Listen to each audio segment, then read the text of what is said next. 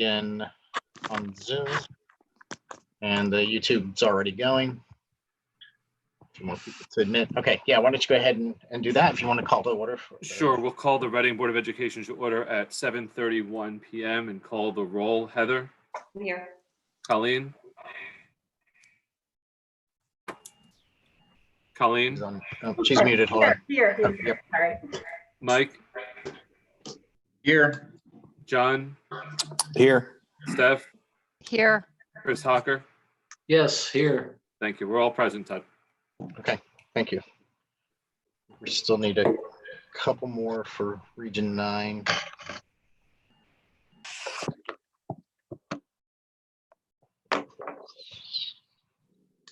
Jeff, how you doing? I think you still need one more, maybe? I need, yeah, yes, I need one more. Okay, Todd, we have a quorum.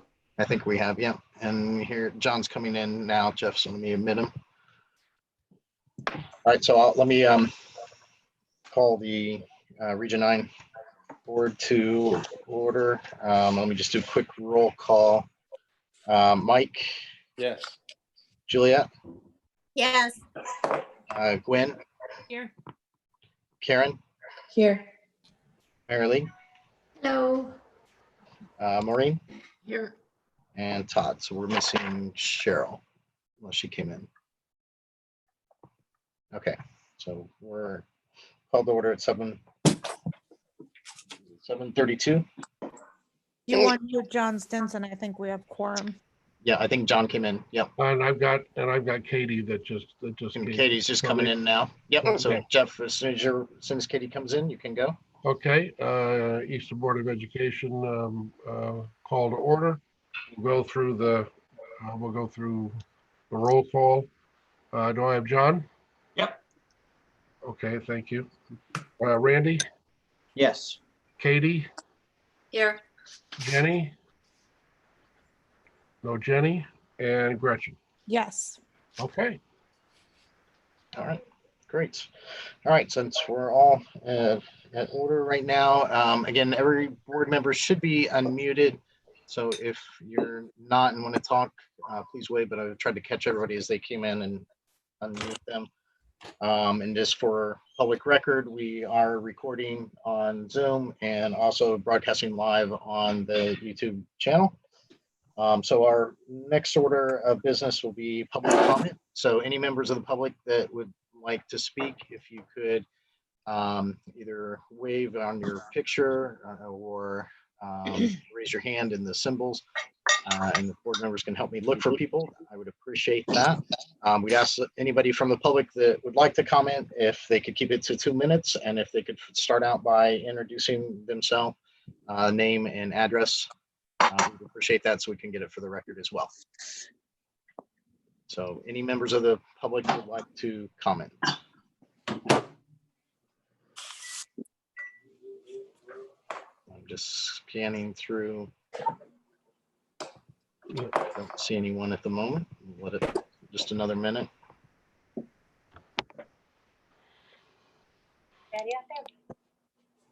Okay. All right, so no public comment, then we'll move on to item number 3, board member comments. From the boards have a comment for open. Looking for from anybody? You're going for any particular board to start? Anybody, I think. If nobody else says, I have a comment. Sure, go ahead.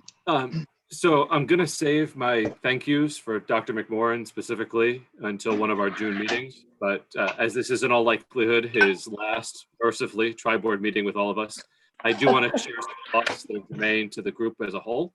I'm feeling sad tonight, sad that we're losing a superintendent who has given 13 years of his professional life to the people and students of Reading and Easton as an administrator.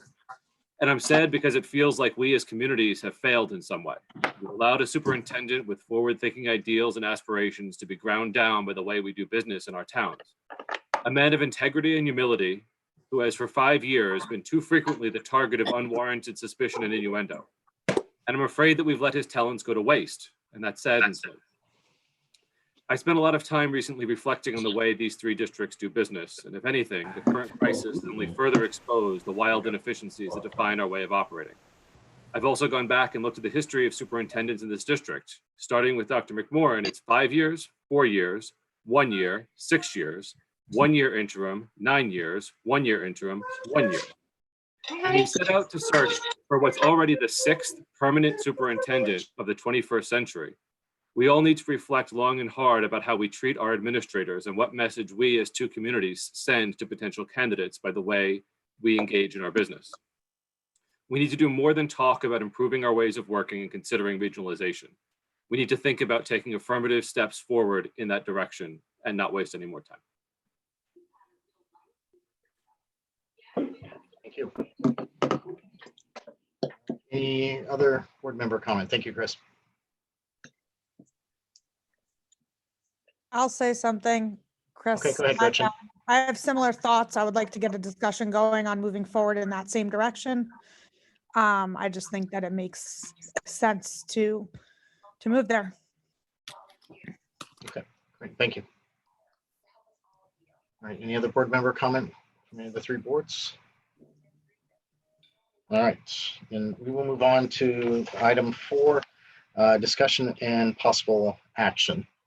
So we've got several items on here that we have committees that we need to form, some committees that are already formed that we need to make sure they know their charter and start working here over the summer. And then I think we've got one other item that we'll want to add to the agenda. So I don't know if we want to, if I can get maybe a motion on the joint school opening committee and we get that added to the agenda, get that out of the way, we can get that inserted, and then start down the list. So you're looking for a motion to amend the agenda to add 4F reopening committee? Yes. So moved. Thank you. The second, that was Jeff. Yes. Motion. The second.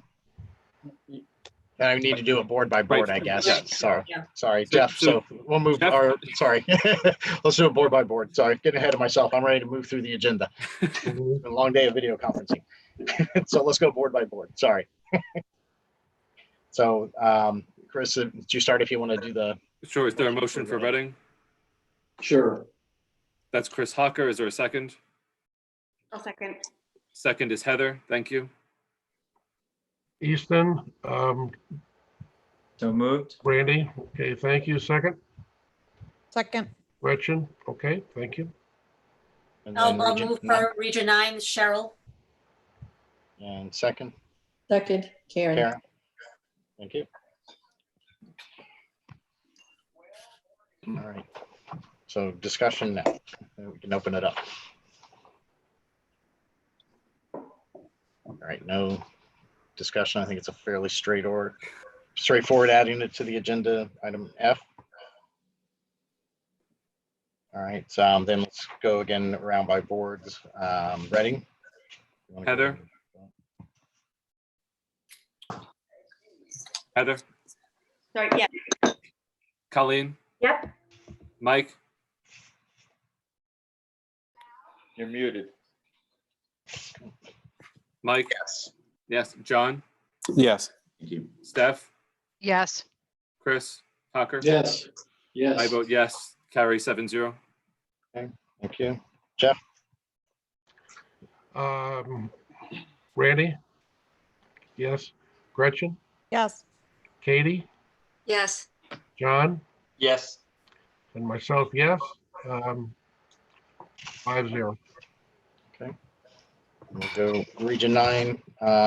Cheryl? Yes. Mike? Sure. Juliet? Yes. Quinn? Yes. Karen? Yes. Marlene? Yes. Maureen? Yes. And Todd. So carries 8-0. All right. All right, so that is now item F.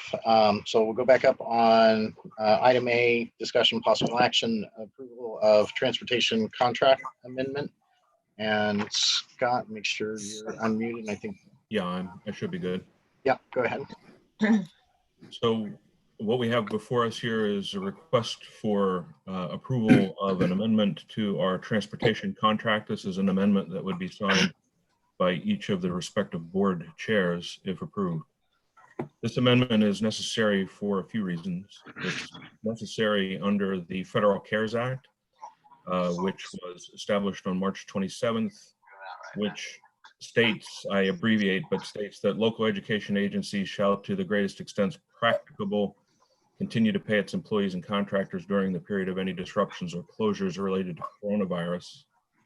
And several days after that, Governor Lamont issued an executive order, which was Executive Order number 7R, which states that to the extent that a Board of Education determines that a contract related to student transportation requires amendment to more accurately reflect the actual costs incurred during the duration of the public health and civil preparedness emergencies, all parties shall promptly negotiate amendments to such contracts, ultimately that they should compensate their contractors during this period of disruption to the greatest extent practicable. So I've been engaged for the last several weeks in a negotiation with our transportation provider for a student to amend the contract that we have consistent with the Federal CARES Act and the Executive Order 7R to reach an agreement whereby we would continue to pay the cost of transportation during the period of time that school has been closed, which started March 13th for us and will continue until the end of the school year. The agreement that we reached is that we would pay 77.4% of the cost during that period of time. That figure was reached by a detailed review of about 25 line items, breakout of their cost that would be consistent with their actual cost incurred during this period of time. What it didn't include was profit margin, corporate overhead, those types of things. I undertook this with a great deal of support from council, who was simultaneously engaged in negotiations just like this across the entire state with many districts, districts with for students. So that is the recommended amendment that we have reached, and happy to take any questions.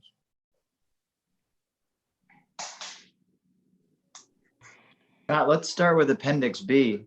How do we know that this is right? Well, I walked through each of the items that are in Appendix B to get an understanding of what was meant by them. And I did a couple of things.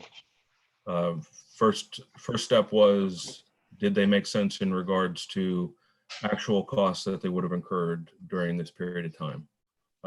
Some of the items, for example, there's a line item for percentage of cost related to overtime. That in fact is a fact of life for them, given some of the runs that we have for our 3 districts. Other areas made sense because it was a cost that was associated, for example, with their costs of leasing the depot from which they operate, which are ongoing costs, and validating, of course, things that shouldn't be there, such as cost of fuel, for example, which we cover and they do not, are not included there. The other things I did was I had some validation from other districts. There was quite a bit of crosstalk among districts across the state who have had this very same thing to deal with. So through them and through council, I was able to validate that the range that we landed in was certainly commensurate with the ranges of other districts as well. And okay, so just as a for instance, they have 9.5% for depreciation. I assume that's for the buses. Yeah. And we didn't run roughly a third of the year. And that would, is that about right? About a third we were out? About 60 days, yeah. Mm-hmm.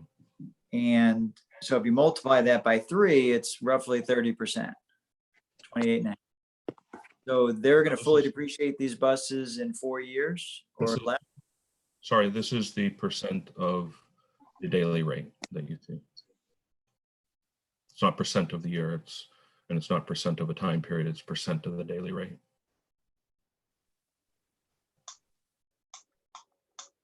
Okay. Can I ask a quick, I'm sorry, go ahead. you know how they came up with 9.5% depreciation? I don't. That's the number that they told me that it was. And again, the validations Fine. that I'm not here to, I just, my 2 cents is, they can make these numbers anything they want to a certain extent. they are obligated to testify or assert in their billings. That's what appendix or exhibit A is, that the information that they're providing is in fact accurate. Scott, can I ask you a quick question? There's an article in the New Haven Independent that is about the Hamden school district, and they use First Student also. And it's talking about how many workers that were laid off, didn't get paid for the entire month of April, been denied unemployment. And it was my understanding that the CARES Act was put in place to enable the bus company to keep their workers on and to continue paying them. And if they haven't in fact been paying them, then why are we paying them? We're not that district, and in our district, all of the But it's the workers- same company. I can't speak to that. On our contract, our workers have been employed the duration. They've been employed, all those workers, they've kept them on, they haven't laid them off. That's correct. Okay.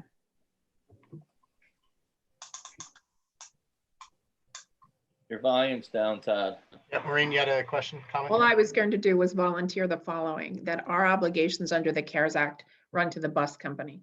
The bus company's obligations run to its employees. So we can't get out of our obligations under the CARES Act because the bus company gets out of its obligations to its employees. We're not forgiven because they're a bad actor. If they were. If they were, I'm not saying they are. I'm just saying that it doesn't reduce our obligation.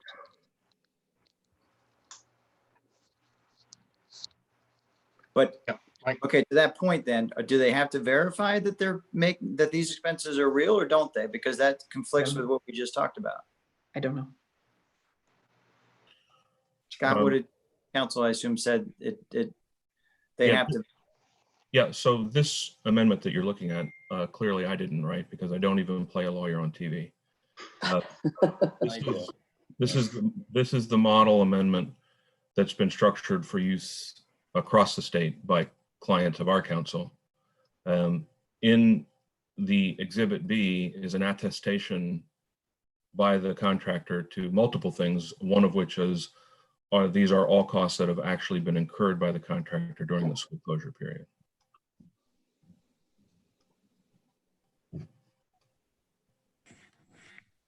Go ahead. Mike, you had a question? Yes, so just for proper protocol here, do you want to continue the roundtable of questions, or did you want to have a motion first and then discussion? I can do it either way. I think we're fine right at the moment in the roundtable. So Okay, so as we continue here in the roundtable, I would say, thank you, Scott, for your hard work doing this. But then on the back end, it would have been helpful to have received it sooner than, in the 11th hour right before the meeting. It would have been helpful, I think, for everyone. I would have appreciated Randy's input to some of these figures, knowing that he kind of lives in that world. I think that could have been helpful.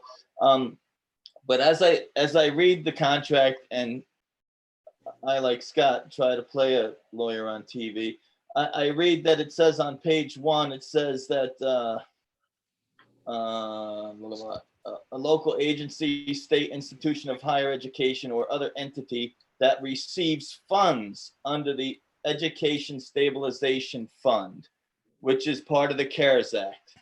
And so my question number 1 is, how much money do we actually receive, will we receive under that fund? And was it an option that we could have refused that funding and realized a greater savings around that? And again, that's just for discussion. I'm not suggesting that that's definitely what we want to do, but I do think for the public, we should have that discussion as to whether or not that could have been done. It's not a choice, Mike. What's that? It wasn't a choice. The Executive Order 7R is irrespective of the CARES Act. Yeah, but I thought it said in what I read that the State Department of Education was advising that everything follow the letter of the law of the CARES Act. Which The executive order said, says- pay your bus companies reasonable and practical expenses. It didn't say if and only if you get money from this fund. So then it is, so to be clear for the public, it was the advice of counsel that there was no shaking this.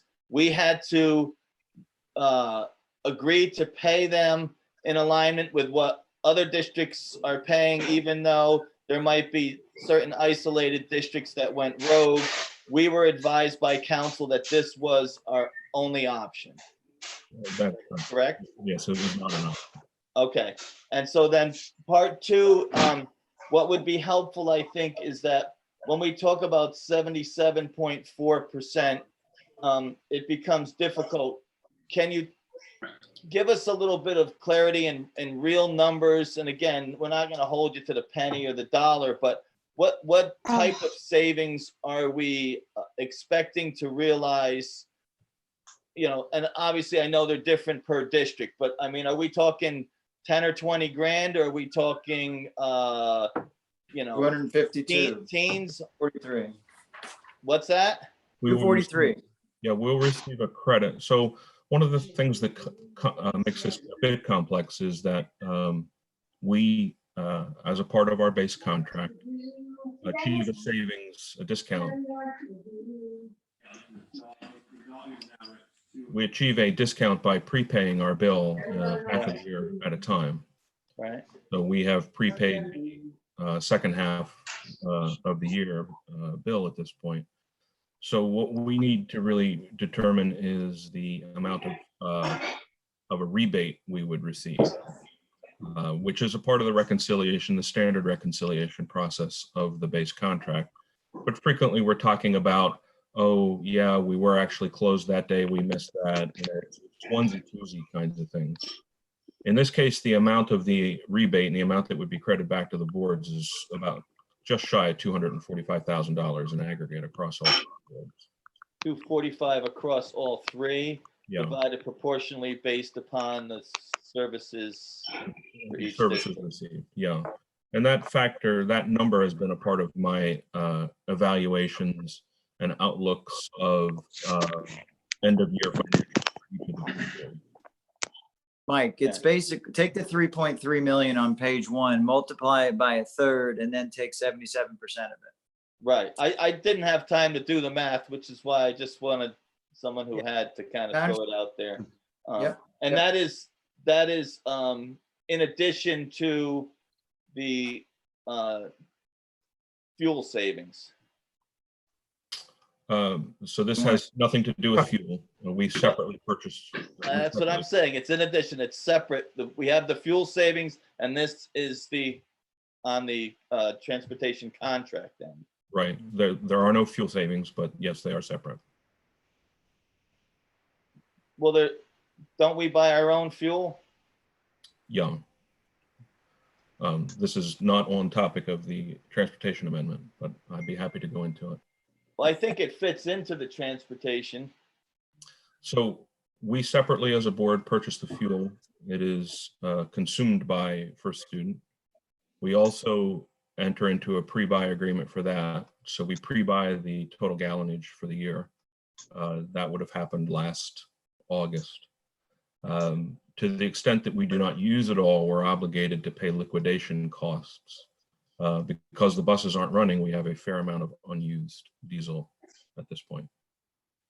So I anticipate that we will be paying liquidation costs to terminate that contract ultimately. We can't put it in a tank and hold it for next year?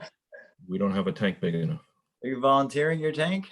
No, I mean, we could fill up our oil tanks. It's the same stuff, you know. I mean, I'm just saying, there's going to be no savings whatsoever associated with that. So there wouldn't be savings in any case. I mean, we always just we buy all the fuel, so there's no opportunity to save. Yeah, it would be foregone cost. You'd apply it to next year's fuel cost, so you wouldn't have to buy it twice. But we're buying it twice. So I have examined options with both the town of Easton and the town of Reading, as well as with First Student themselves. And will continue to look for places at which I could place excess diesel fuel so that we can take what we can from the provider. Right, because we could give it to the towns, right, to run the town vehicles? That's already in progress, yes. And then we would get a savings associated with that? No, we would avoid liquidation cost. You've already bought it. Like, really nothing, unless you can convince somebody to buy it off you, we've already paid for it. So Yeah. Okay. Scott, my biggest thing on this, and again, it's probably a fait accompli, but it's the depreciation aspect. Because if you stay with the math, they're charging, and maybe there's a finance cost in the depreciation number. Maybe they finance the buses with somebody, and that's what we're also paying for. But to depreciate 9.5% of the bus. Randy, I don't think they're depreciating 9.5%. I think it's 9.5% of the daily vehicle cost is a depreciation. The math is the same. We're paying 77% of a third of a year's cost to run the buses, even though we didn't run them. Because if you start with 3.3 million, you divide it by a third or multiply it by a third times 77%. Subtract that from the 1,000,001, that's your 242,000. So we're only saving 23% off of 100% fully loaded cost. And in that fully loaded cost is 9.5% depreciation. I don't know. Listen, maybe not, but it just sticks out to me that they're depreciating 30% of the buses in this year, and that it seems egregiously high because these buses last 10 years. We know that was the last ones we had were 9 years old or whatever. Anyways, I don't know. That's just my 2 cents. So other than that, it is what it is. I mean, we're paying for holidays. They're all on holiday. A portion of their costs, so they do have a part of their compensation. I think there was 1 or 2 holidays during this period of closure. I don't follow the math on the 30%, but irrespective of that, the depreciation line was the biggest sticking point that we had in the discussion. I initially rejected it out of hand because I didn't think that it was an actual period cost. When I went back to council and had that discussion with them, relying on their expertise in negotiating contracts just like this in multiple other places, their response was, it's not really depreciation. Between a response I got back from the financial staff at First Student and the response I got back from council, I agreed to keep it in. Okay.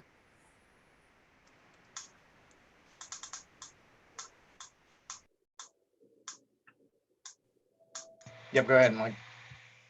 I'd like to make a motion that the Region 9 Board of Education approve the May 2020 amendment to the contract for transportation services with First Student. All right, do I have a second And for Region? authorize the board chair to execute the amendment pending review of council, unless it's Thank you. already done. Let's finish the motion here. So it's Mike. Do I have a second for Region 9? Maureen? Hand. Sorry, I've got people on mute. All right. The other boards, Chris? Just to read it back, that motion was that move the Region 9 Board of Education approve the May 2020 amendment to the contract for transportation services with First Student and authorize the chairperson to execute the amendment pending review of council. Did I get that, Mike? Yes. Unless it's required that I say amending the November 7th, 2018 contract. I don't know whether that's redundant or whether we need it. You didn't say it. I'm just trying to capture what your motion was. So make sure that the motion Reading comes up with is the same. Yeah, I left it out. Having read that motion back to somebody from Reading, want to make the same motion. I'll make that motion. That was I'll John, second Chris Hawker. Thank you. Jason, we're in the same place. There's a motion. Randy, okay. Do you have a second? Second. John, thank you. Excuse me, guys. Who was the second for Region 9? Maureen. Okay, thank you. I'm sorry. No worries. Thank you. All right, further discussion. Todd, I have a question just with respect to, I think I know the answer, but I just want to confirm. So if we do have a partial shutdown or partial reopening in the fall, then the contract is opening up for renegotiation again, right? None of this impacts what may happen in the future, correct? Correct. This expires at the end of the school closure period or the last day of June. Okay, thank you. All right, any other discussion or questions? We'll call for the vote. Don't see any other hands up. Yeah. Okay. Let's just vote. Good. Okay. Jeff, do you want to call the vote for the Eastern Board and roll? Sure. Motion on the table has been seconded. And with no other further discussion, all in favor, please signify by raising your hand. Aye. Aye. Aye. 3, 4. Okay. Any noes? Any abstentions? 6-0 yes.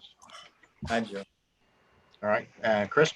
All right, I'm gonna run the roll, just gets more efficient for me. Heather, Yes. Colleen, Yes. Mike, Yes. John, Yes. Steph, Yes. Chris. Yes. I vote yes, 7-0. All right. And then for Region 9, I'll just go down the list as well because I can't see everybody on the screen. Cheryl? Yes. Mike? Yes. Juliet? Yes. Gwen? Yes. Karen? Yes. Marilee? Yes. Maureen? Yes. Yes. And myself, yes. So carries 8-0 unanimous. All right. We'll move on to discussion, possible action, item B, approval of extension of Chartwells contract. Scott, would you like to introduce this topic as well? Sure. So this is an amendment to extend our current agreement with Chartwells for 1 additional year. This is consistent with what we have done the 3 years prior to this. The base contract was constructed in such a way as to permit 4 one-year extensions for a total of 5 years. This amendment would be the 4th and last allowable amendment on that base contract.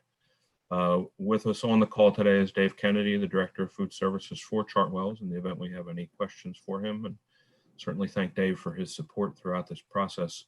And certainly as we've been in the distance learning model here. The contract is exactly the same as it was in prior years with one exception. And the change relates to the cost of Chartwells performing the management and administrative work that they do.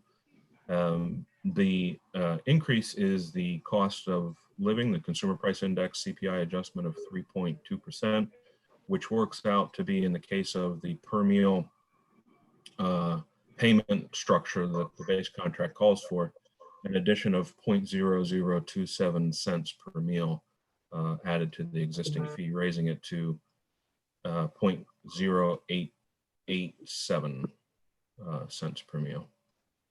So that is the amendment. Happy to take any questions. I've got a question, Scott. Is the CPI, is that actual CPI or is that built into the previous contract? If it is renewed, then no, it is actual CPI, and I receive a communication from the Connecticut State Department of Education saying here is the number, so that there's no confusion about what the number is. All right. I show it as 2% in 2019. So I'd be happy to share with you the documentation I received.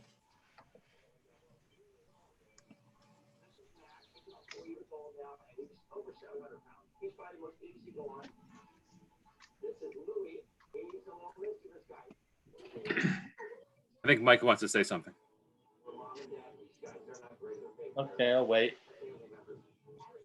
I think your volume's down again, Todd. Sorry. Go ahead, Mike. So I'm just curious, again, trying to learn a little more about the program. It seems from reading the amendment that Chartwells is going to guarantee us a opening statement of a profit of at least $100, which pretty much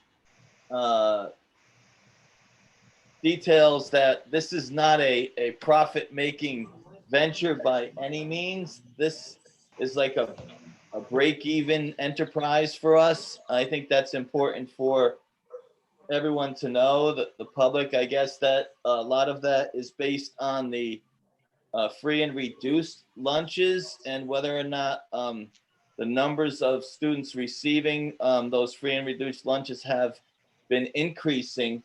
But I'm just curious to, I know that Region 9, or let me rephrase it. I know that Joel Barlow High School is the driver here and kind of makes more money than the other two districts, but obviously we're not making a lot of money if we're only making $100 at the end of the year. And so the only reason for bringing this up is to understand what the risk is.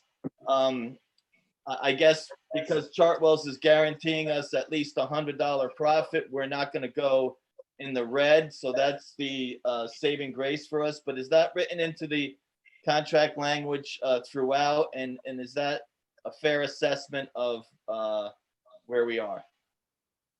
Yeah, so I think the operating premise of the base agreement is that we won't go in the red.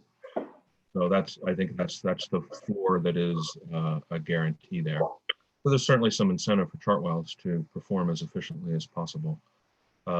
It's my understanding that some years back, our food service operations did not always operate in the black, and that they did operate in the red. That's right, Scott.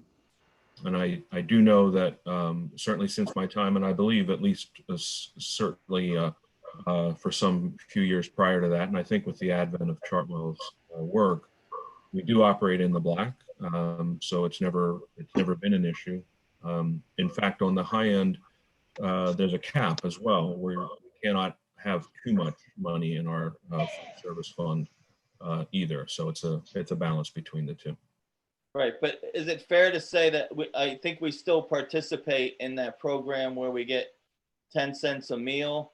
And if we didn't get the 10 cents a meal, we would probably run in the red. And the only reason this is important is that so that everyone understands, this is not like a revenue generating program for us. This is basically providing meals and options for students that, need lunches. And so I just think it's important that we all understand that. Yeah, and a basic premise of the program is that the funds generated by the program are used to fund the program, and they cannot be used for anything else.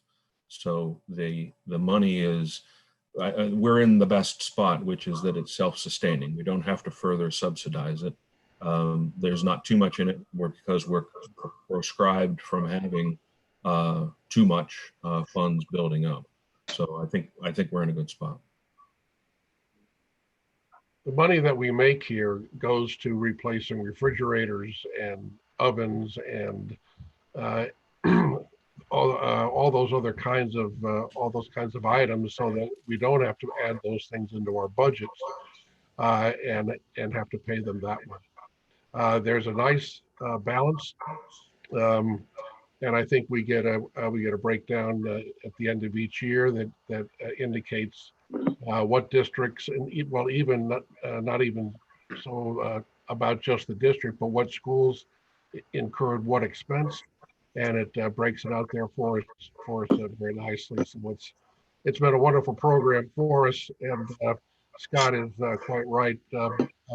Before Chartwell, we ran in the red, and that is problematic. I was deliberately avoiding the conversation about how the replacement equipment was purchased and whether it was proportional. So, but let's just call it that it's not a profiting venture, and we do this for the best interest of our students. But to be clear, though, I mean, again, any of the recommended purchases are going through Scott and through the Food Services Committee. So it's not, Chartwell's just deciding where we need it. And yes, we look where, which school needs the equipment.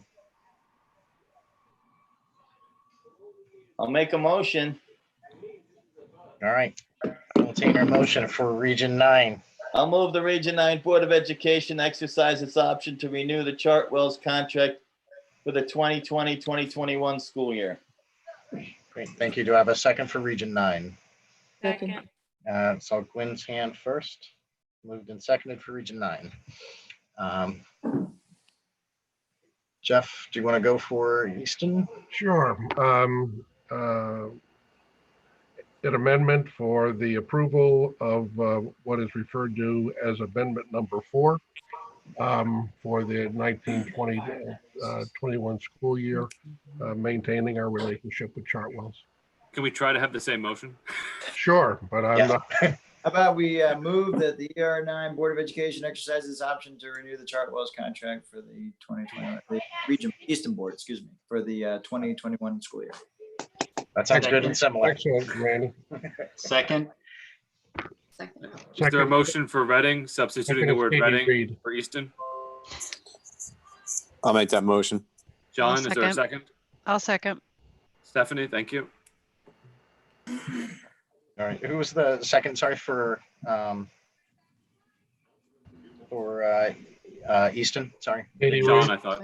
John. John, thank you. Okay. Got it. All right. Any further discussion? I have a question again, just with respect to, so during the shutdown, we did provide some food services to members of the community.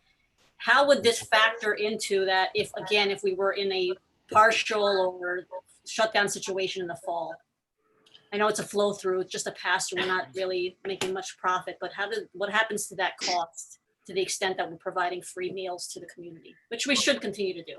Right. So when we entered the school closure period, we commenced under a waiver from the USDA to a couple of different waivers that allowed us to adopt the food distribution system, which we have had in place since then, which is to distribute 4 meals per distribution and to do that 3 times a week. So Monday, Wednesday, and Friday for students of Easton and Reading and their families.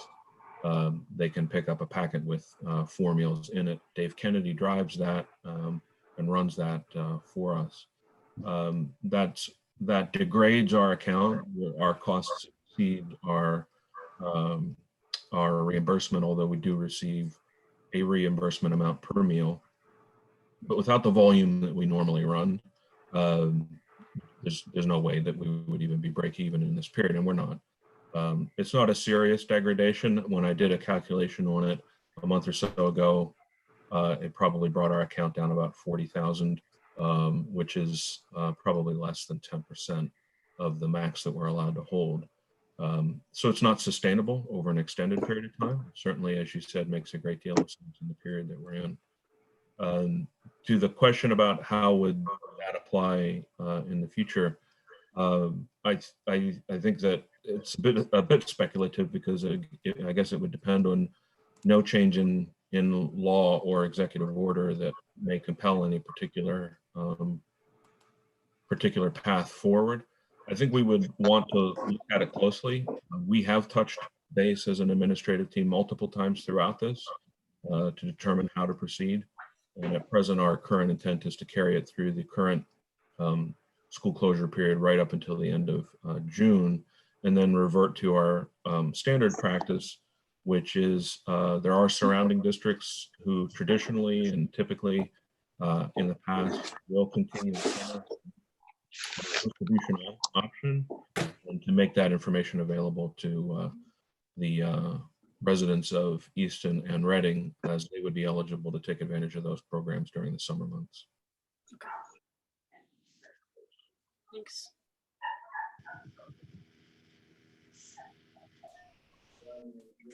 I would just add, while he's on the phone, thanks to Dave for all the work he's done during the shutdown to pick up the slack and get the program running, particularly after we lost Oliver at central office and was able to keep the program running without you.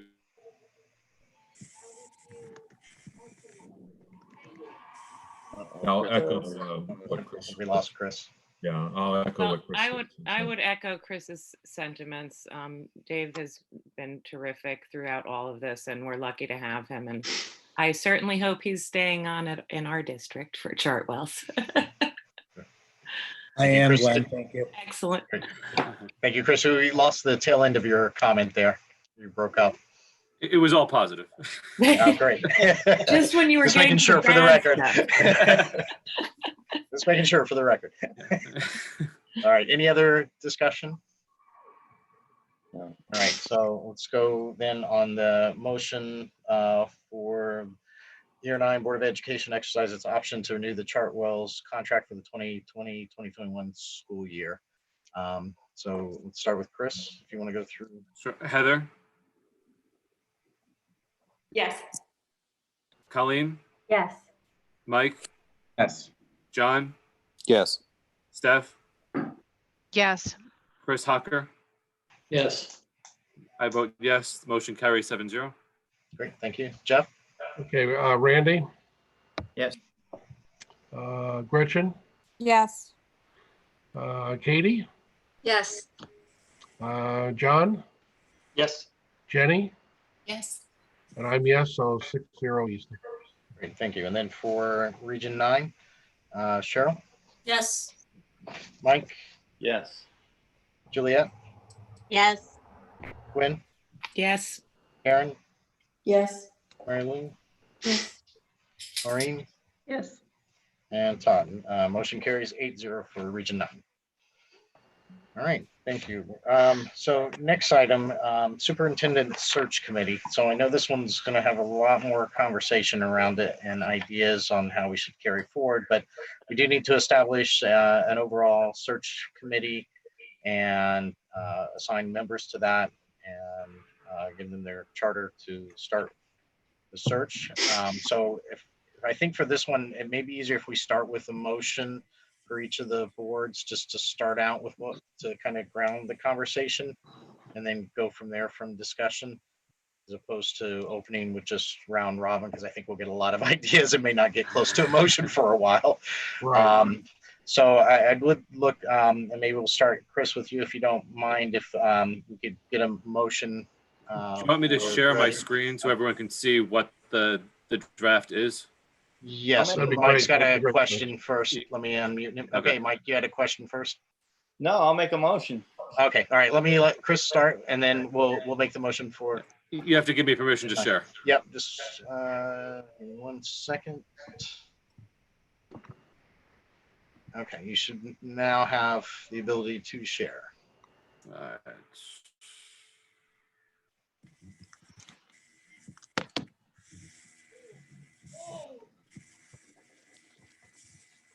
All right.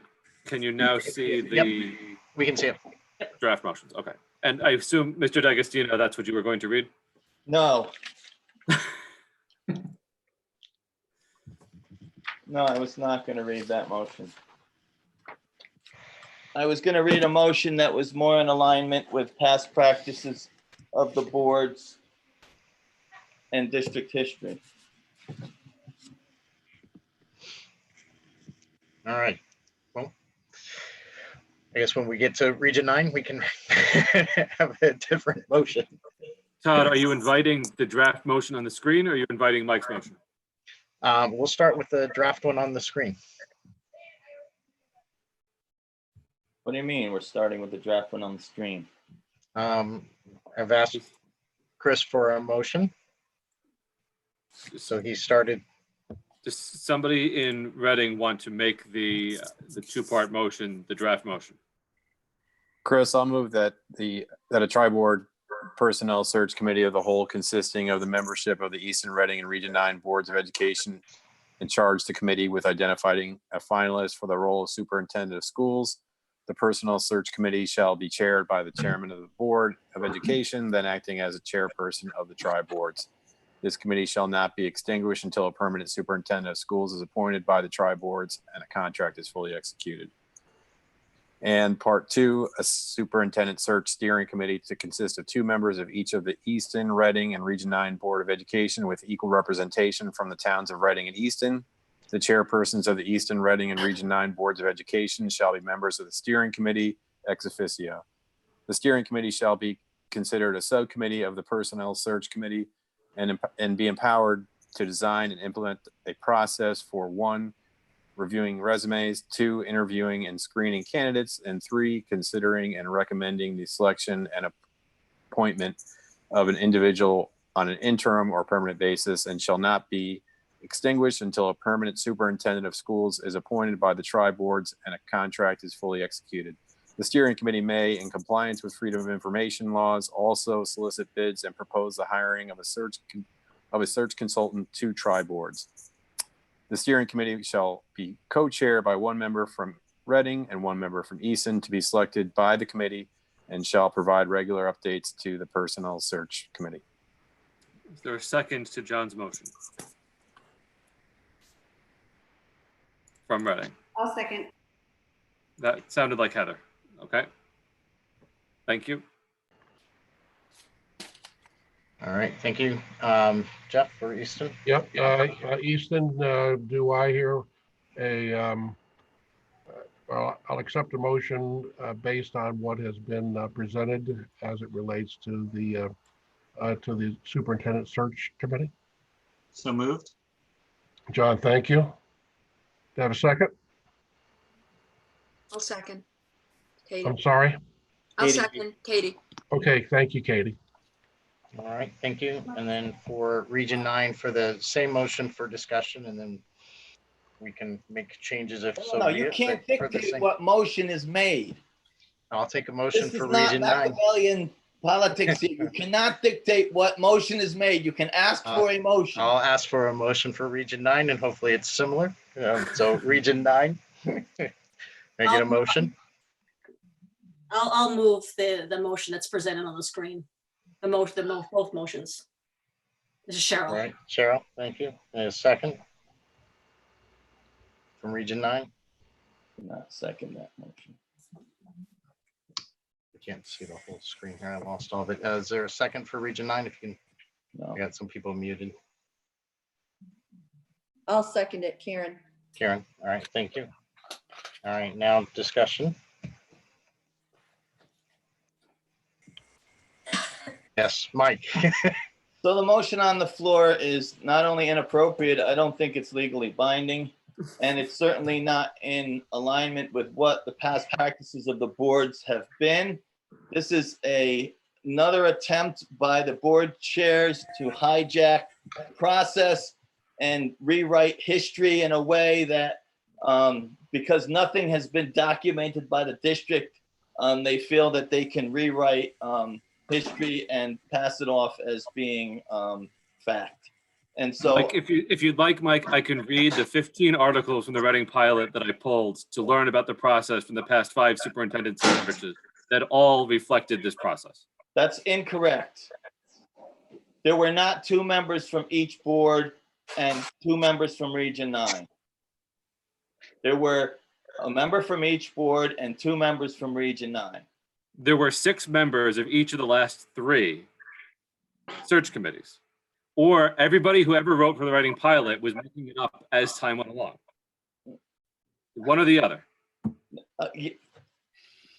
There were not 2 members from Reading, 2 members from Easton, and 2 members from Region 9. Mike, there certainly were. I was on that steering committee. I was on that attended all those steering meetings committee. as well. I know. I can and name of them. And course- Randy, you were there too. And of course, we know there is no entity called the tri-board. So that it's really not even a thing. You know, it would have to be all the boards. And it's not chaired by a chairperson. The committee will determine someone who will, again, you can call them the chair or moderate the meetings, but it's not, and this process also seems to indicate that you're going to have chairs participate as well, which would make 8 on your subcommittee, correct? Or 9, potentially. And the reason for keeping the subcommittee small is because just for efficiency, if you have 11 people in the room, a search consultant, and all of central office staff there, you certainly can't be efficient. So I don't understand why it's being proposed this way. Well, chairs are ex officio members of any committee, so it's in there for clarity. Actually, all members of the boards are members of the committee and can attend all of the meetings regardless of whether they're subcommittees or full committees anyway. Right, they're all, I'm not disputing that. But when you talk about, oh my God, the 6 members are becoming 9 members, that's the same case if you have a 2-member committee, suddenly they could be 5 members because the chairs are ex officio members of all such committees. Well, it could also be 21 members and that wouldn't be efficient, would it? And what's proposed is 21 members, which is the standard way the personnel search committees work for the purpose of creating a personnel search committee that's exempt from FOI. So that you can have discussions about candidates without outing the candidates publicly in a public meeting. Yes, but only certain portions are FOIA exempt. Right, which is what's detailed in the motion. Yeah. Can I ask those who have historical knowledge of having gone through this process before, what their interpretation of what's legal is per our individual sets of bylaws? I want to separate what an interpretation of, I think we only have maybe 2 lawyers in this group, that would be considered legal versus what would be previous practice. Because to me, those are 2 different things, unless the law or the bylaws point to private, our past practice does become law. So if someone could address that, that would be great. Chris Locker? Yeah. Yeah, I've sat through a few of these. As far as I know, subject to correction, that what we want to do and can do legally is follow the Freedom of Information. So when we form ourselves as the 3 boards into a personnel search committee, that is complying with the Freedom of Information law that allows us to do that. Okay, that aside, past practice, which is not a matter of law to my knowledge, is because of the potential unwieldiness of having a 21-person committee, is to then sort of narrow that down into representatives of each board. Now, I can only speak to the steering committee that I was on, which was for the last search. And Randy, you were on that same committee. Yep. And in fact, there were 2 representatives from each board, and it was divided 3 and 3 between Reading and Easton. And the steering committee members were appointed by the chairs.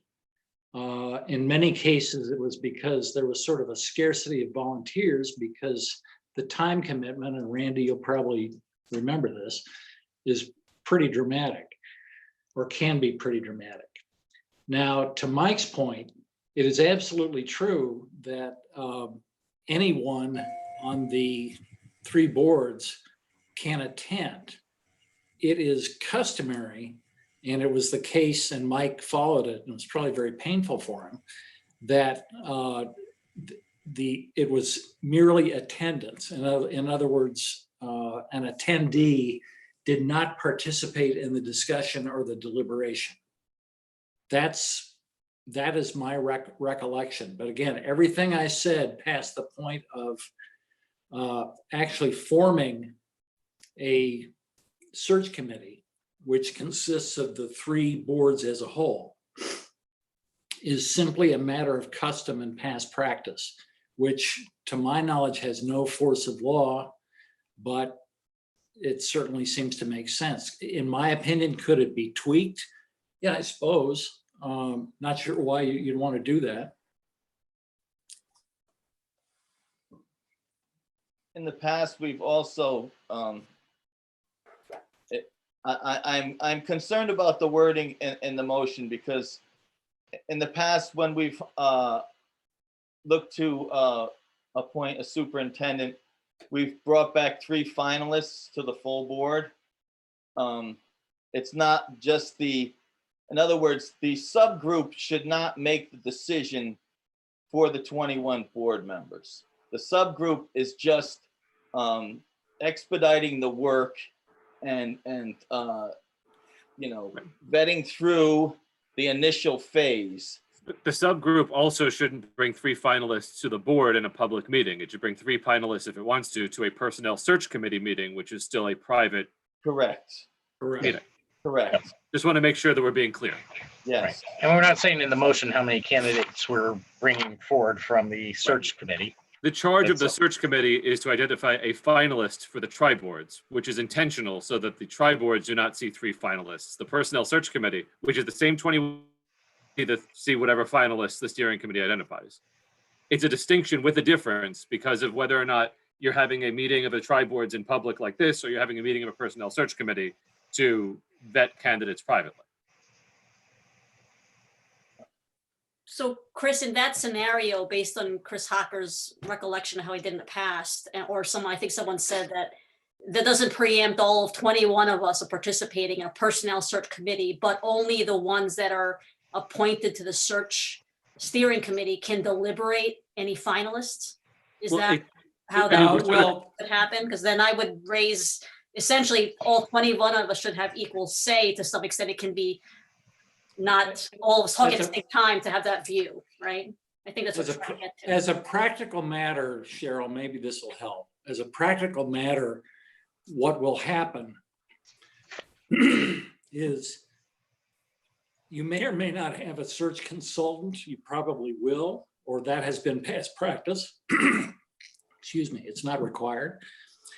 That there will be public notice of the opening posted. You will get anywhere between 15 and 8 million resumes from all over the country. And the steering committee, with the advice of the consultant, again, for the sake of efficiency, will narrow that down to a number, whatever that might be, of candidates who they believe are worth further vetting. And the vetting process could be done by the consultant. It often is. You can get down to some more manageable number, let's call it 3 to 5 potential candidates for actual interviews. It's an art, not a science. But and there are different ways to do it, but there's an efficiency argument to allow the steering committee to make it as efficient and as workable as possible.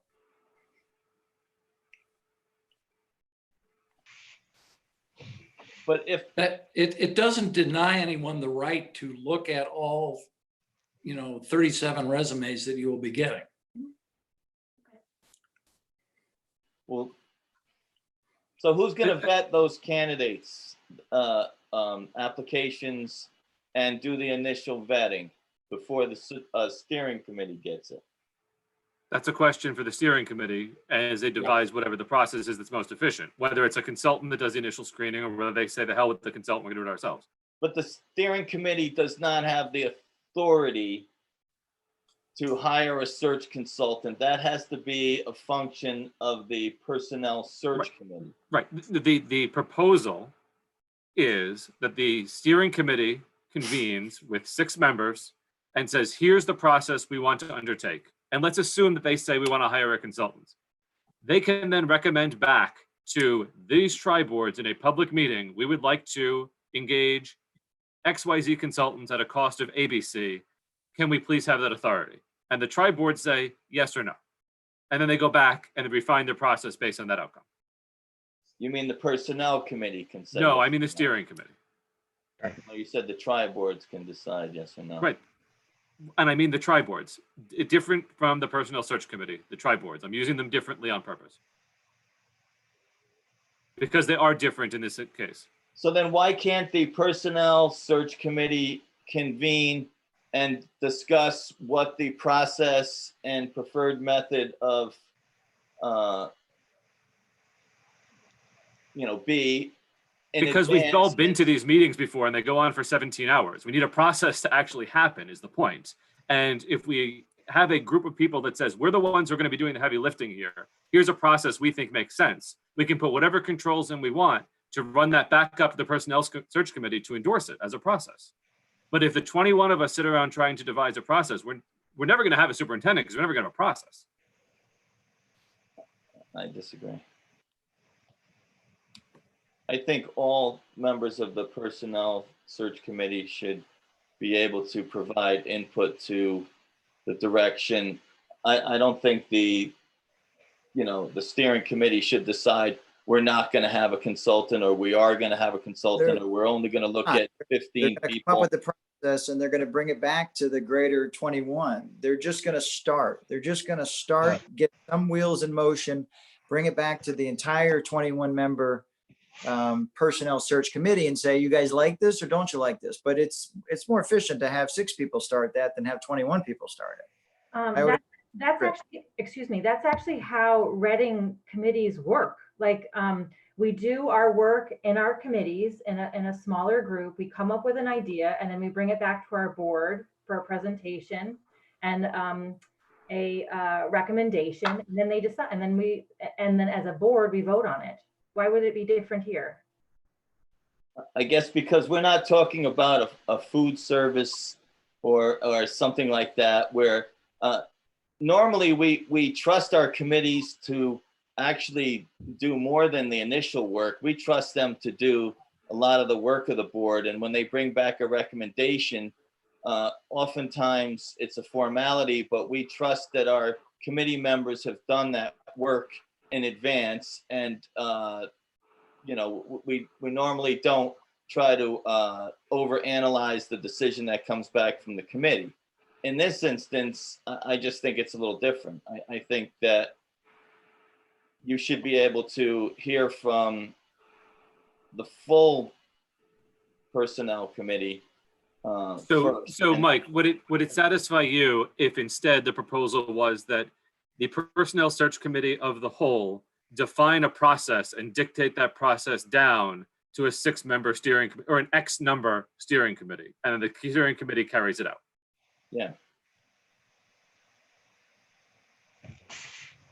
Well, it would be my expectation that to the extent that that was the ultimate solution, that the 21 of us dictate whatever that process is, by the close of this week, if not sooner. So we'd all have to be prepared to have that conversation, effective almost immediately. I trust my board. I don't want to delay. I see that this is going to be a huge project. We have huge shoes to fill. And I trust my board, and I definitely don't feel that the chairs are hijacking anything. I am grateful for the chairs. I just don't feel the same way. I totally trust committees. I think we're kidding ourselves if we think that you're going to go through this process and hire a superintendent by July 1. I tend to be more, I would post the position immediately. In fact, I'm disappointed. We probably should already have it posted if it's not posted already. If a viable candidate came up, I would be in favor of giving a strong look without going down that path. But I would. With all due respect, Mike, we had that same conversation 4 months ago with respect to a special ed director, and you threw a giant red flag on process. So I don't think that if somebody showed up tomorrow and was a viable candidate, you would agree at all. And who said July 1st? Well, wait a minute. You're talking about a special ed director that we didn't even post the position. We're getting Yeah, way I would off. be opposed Yeah, if right, you but- said you wanted to make Stephanie the superintendent without posting Right. the position, or, Can we you know. call the question? Yeah. Can we call the question? Right, but we don't have, yeah, and we haven't set a date, right? There's no date in here of July 1. So, I mean, as fast as the committee and search committees can go. I'm just saying, my hope is that this will be a condensed search, but the likelihood is, knowing everyone, that this is going to go on for an extended period. And it's probably better to get it right up front. I think the process being proposed makes sense. It's consistent with the way I've seen work get done quickly and with transparency. And I think it allows for a remedy of, it comes back to this board, these 3 boards. And if we say, we don't like your process, that process is terrible, no, we have that opportunity to say no. But I think it allows that group to get together, to come up with a solution that works, and then bring it back to us quickly. Do we want to talk about what that quickly means? When is the steering committee expected to report back to the personnel search committee on that process? I think we're probably talking about a matter of 7 days or less. Are we still working on the motion, or are we going someplace else? Yeah, and Chris, I would sort of jump in here. The motion sets forth a process, which is fine. But to me, there's at least one threshold question that has to be answered before you can dictate a time frame. Okay, I mean, that needs to be discussed further in terms of, you know, what we need to do in the short term. I don't want to go there because it's off the point of the motion. But I think we should confine the discussion of the motion to the fact that it's simply a process question. Can I ask for clarification and an explanation of the difference between 1 and 2? On the motion between the 2 committees? If somebody could speak a little bit more to the difference in purpose and function of the 2 committees. The personnel search committee is all 21 of us, and it serves as a personnel search committee under the Freedom of Information Act, which would allow for non-meetings to review and screen candidates and discuss candidates. The steering committee would be the committee within the personnel search committee that would do the heavy lifting, the screening, the interviewing, and the reporting back to the personnel search committee. The search committee then would recommend a single finalist to the tri-boards to endorse in a public meeting and hire. Okay. Thanks, Chris. Can I ask another question? Yes, go ahead. Where does, this is right now, we're just talking about representation from the boards of education, but what about representation? Where does that fit in from staff, community members? Is that? Can I answer that? Sure, go ahead. Or try. Yep. Typically in the search process, and it can be done in various ways, but typically it's the board's charge to select the finalist, who is then introduced to other stakeholders. Now, having said that, I remember another search, and this was fine, where let's call them the semifinalists. I believe there were 2. There was the biggest roundtable meeting you ever saw. It was held at the old GE campus, or what's now Sacred Heart. And there were members of the community representing parents, teachers, administrators, and all the board members. Yep. And you remember this, Jeff? And Yes, I do. And they sat in and, were included in the dialogue with, and I'm 98% sure it was 2 finalists at that point.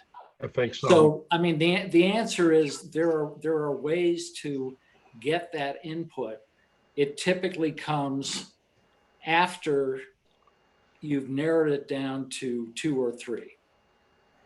Right. And there's process- various ways to do that. Right. And this would be part of the process the search steering committee would need to come up with. I would think, yes.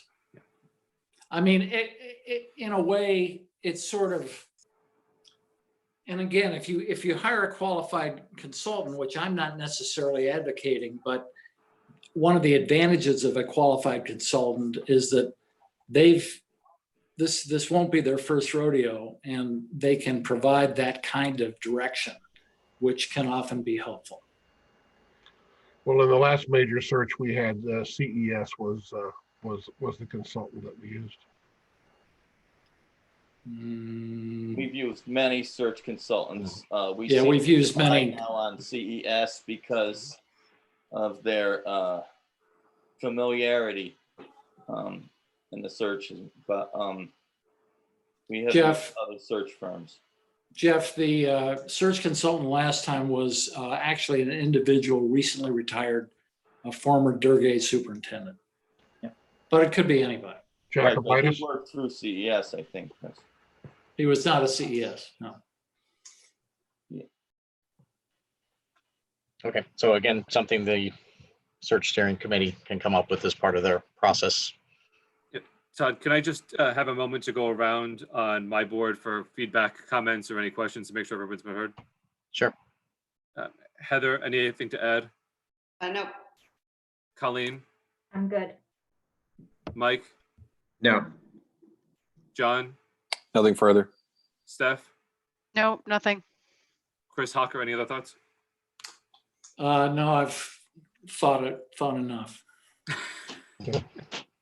I'll do the same thing. Randy? All set. Any thoughts? Gretchen? Nope. Anything further? Katie, anything further? No. John? No, I'm good. Jenny? She shook her head. Oh, okay. She's. All right.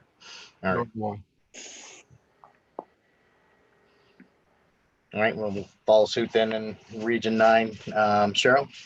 I just want to reiterate that I feel like the structure does allow the tri-boards to get involved to the extent that they want to individually beyond the search steering committee. So I'm comfortable with the process. No other comments. All right. Mike? No, I've exhausted. I'm just going to say that it does seem as though there's plenty of opportunity, but things move fast, and once the process is determined, it will run its course, and there's very little opportunity to give input feedback at that point. Juliet? I just want to make sure that I'm writing down the right thing. So are we still on the original draft motion, or are we amending that? Yes, still the original draft for the superintendent search committee, the 2 parts. Okay. All right, so no other questions or comments. Gwen? Nope. Karen? Sorry, you're on mute. Nothing to add. Okay, thank you. Mary Lee?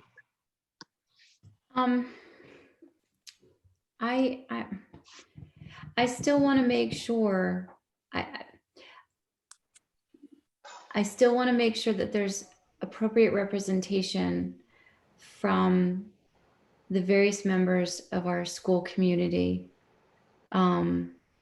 before we get down to, 1 or 2 finalists. I know we don't have a lot of time, and please don't, think that I'm just trying to throw a wrench in things, but I have to say, it makes me a little uncomfortable to say that we Board of Education members will be choosing a superintendent without enough voice from the people who are working in the district, the staff, the administration. Okay, thank you. Maureen? Just wanted to say I agreed with what Cheryl said. Oh, thank you. And then I'll just add the comments. I too agree with Mary Lee that as the search steering committee comes back, I do hope they would include a public portion of that to get their feedback on the candidates, or at least a voice into it. So hopefully that committee will come back. The steering committee would come back with some ideas around that as part of the process. All right, so I think everybody's had their say. Should we go ahead and call the vote? Yes. Two motions on the floor, or the one motion with two parts on the floor. So, all right, Jeff, do you want to go ahead? I heard your yes first, so do you want to go ahead? Sure. We have a motion on the floor, and we have a first and a second. Any further discussion? Give you one last chance. No other? Okay. All in favor? And here, I guess I better go around the room. Randy, in favor? Okay. Gretchen? Yes. Thank you. Katie? Yes. Thank you. John? Yes. Jenny? Jenny, you're muted, or wave, or Yes. thumbs up or something, or okay. Yes. And I'm a yes too. So that's 6-0 in favor. Okay, thank you. Call the roll in Reading. Heather, Yes. Colleen, Yes. Mike, Yes. John, Yes. Steph, Yes. Chris Hawker. Yes. I vote yes. The motion carries 7-0. All right, and the same for Region 9. Let's call the roll for the same motion. Cheryl? Yes. Mike? No. Okay. Juliet? Yes. Gwen? Sorry, Gwen's on mute. I think that was a yes. Yes. Okay. Karen? Yes. Marilyn? Yes. Yes. Okay. Maureen? Yes. Great. And Todd will be a yes. So it carries 7-1 with Mike in opposition. All right. So I think at this point, we should appoint our members for the search steering committee? Is that prudent, I think, to do at this point? Makes sense. I think so. Yeah. Before we move on to the next action item. The clock is running. Yeah. Yes. So I guess for the board chairs, I guess I can go to each of you. I don't know how you would like to handle your appointments. You have 2 in each, according to, for the search steering committee. Yes. Jeff? The 2 that will represent Eastern will be Gretchen Goldstein and Jenny Cheetah. And in Reading, based on the feedback I've received, the 2 designated representatives will be Heather Whaley and Chris Hawker. Okay, and then for Region 9, it'll be Mike and Maureen.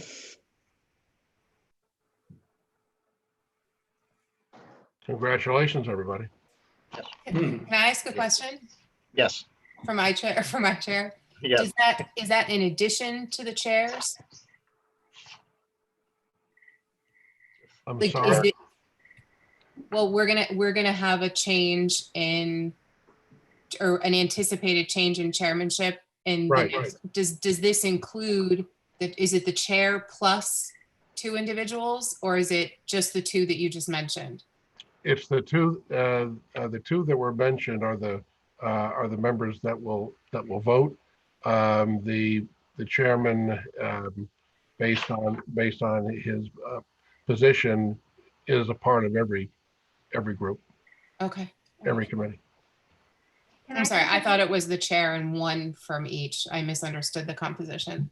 Thank you. All right. Can I just repeat to you what you guys just said? So it's Gretchen and Jenny for Easton, Heather and Chris Hawker for Reading. And then what did you say for Region 9? Mike and Maureen. Thank you. All right. Just for clarity, we're saying there'll be 9 voting members in the steering committee, correct? As many as 9. I'm confused. Because ex officio members can vote to the extent they attend. Correct. Okay. Okay. All right, anything else on that? I know Superintendent Search Committee. And I guess just a follow-up question, it would be a majority vote based on, or we have to have a mix of each board. I know I'm getting in the weeds here, but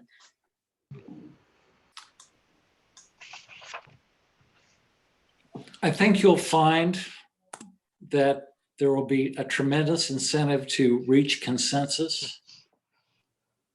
So yeah, I sort of think you're in the weeds right now. I'll wait. Wait for the weeds. Don't invite them in. Well, Mike and Maureen are in it for Region 9, but I totally trust the two of you to So as get us out of it. What you trust is us to create more weeds. But you'll also balance each other out, so. as a practical and process matter at this point, now that the steering committee has been designated, they need to meet and establish who the co-chair people are, one from Easton, one from Reading. And also, I think there needs to be an expectation as to when they're reporting back to the full Personnel Search Committee to ratify this process so that we can move forward with relative speed here. Fair.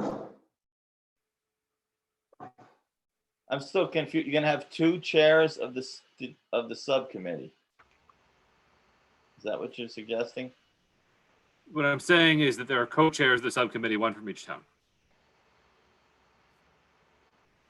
Okay. And if you'd like, I can give you the Reading Pilot article about that one too. But that's Believe me, I have all these things. I don't need the pilot. I still have them. All right, so Chris, were you suggesting setting a meeting or having the committee get together to the figure out steering committee calendar? needs to kind of figure out when it's going to meet. Yeah, And from their the question calendar. is whether we need to set a deadline now for when it is that they're going to have a process report back, so that there's some back end to all this. I'm good with that. So are you advocating we pick a date for them then to come back in a couple of weeks? I would Well, say, everyone needs to understand that Tom submitted his resignation on May 15th, and that he has a 90-day clause in his contract. So we have him as part of our team until August 15th at the latest. So it would be good to have these meetings sooner rather than later. I think it's reasonable to expect a framework process to be reported back within 7 days. I would think that's all right. And under the circumstances, a personnel search committee doesn't need to post meetings, doesn't need to be compliant with 24-hour notices and agendas, so they can move more efficiently. right. Right. So then I guess for coming back in 7 days, so we're saying what, the 30, sorry, the calendar. 7 right days through June. Yeah. Second. 2nd of June. Right. All right. I don't believe we need a motion for that. I think we can just No, I think schedule it's a an committee. expectation. Yeah, expectation, Reading- and we'll schedule a meeting. Unless Reading any has a of the- regular meeting scheduled on the 2nd, and if we wanted to convene a tri-board to review the process a week from now, we can do that too, to ratify it. All right, then it's looking like 2nd of June. I guess I put to the people on the search steering committee for the next 7 days, not knowing everybody's schedule, but if anybody has major conflict with that, now's the time to speak up. Otherwise, we'll look to try to get something scheduled on or around the 2nd of June for the search committee to come back with at least broad strokes of what the process would be. All right. So we'll look to get that special meeting scheduled again on or around the 2nd of June. We'll work around the other meeting that you mentioned, Chris. All right, anything else then on superintendent search? All right, then let's move on to item D, joint negotiation committee selections.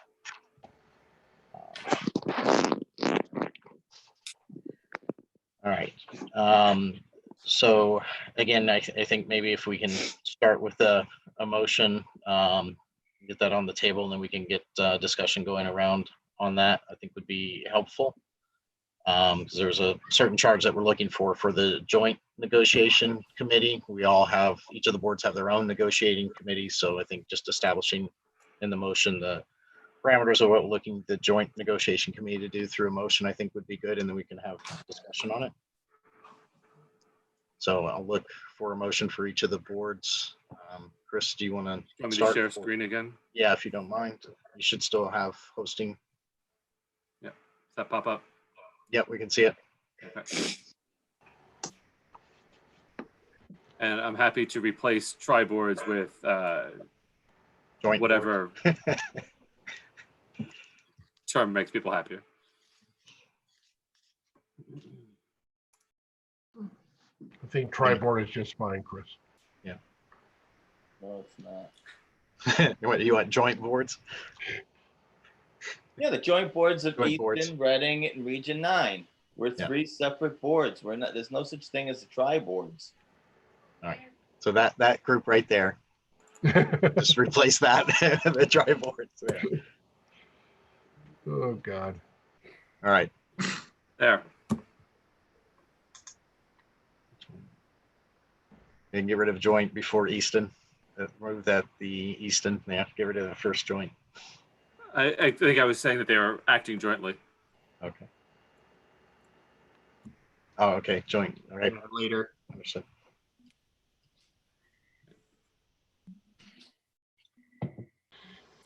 All right. So, do you want to go ahead with Reading, Chris? Anybody in Reading want to make this or a similar motion? I'll make the motion. Do I need to read it out? Yes, please, for the record. I move that the joint Easton, Reading, and Region 9 Boards of Education establish a joint negotiations committee to consist of one member of each of the Easton, Reading, and Region 9 Boards of Education.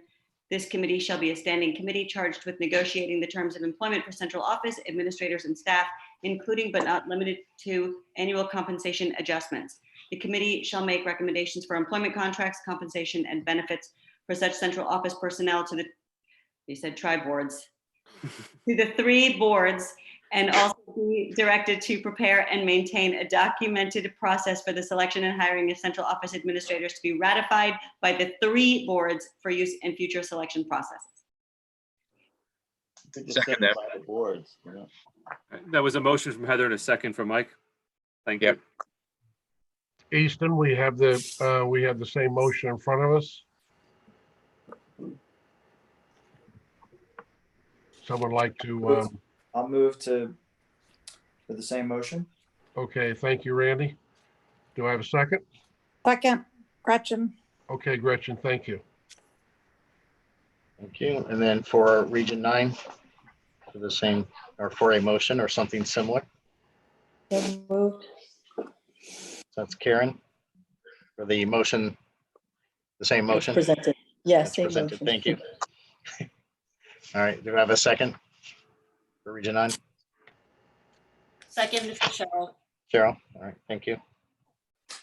All right. We'll open for a discussion on this motion. Just for some sort of clarity on this, part of the charge is born out of the discussion in the January and or February tri-board meeting where there was questions about process and procedure, and a goal being to set forth a joint negotiating team that had specific processes in place and also documented what the process was for the 3 boards working together. And so this is intended to effectuate that, to resolve that concern with process and clarity.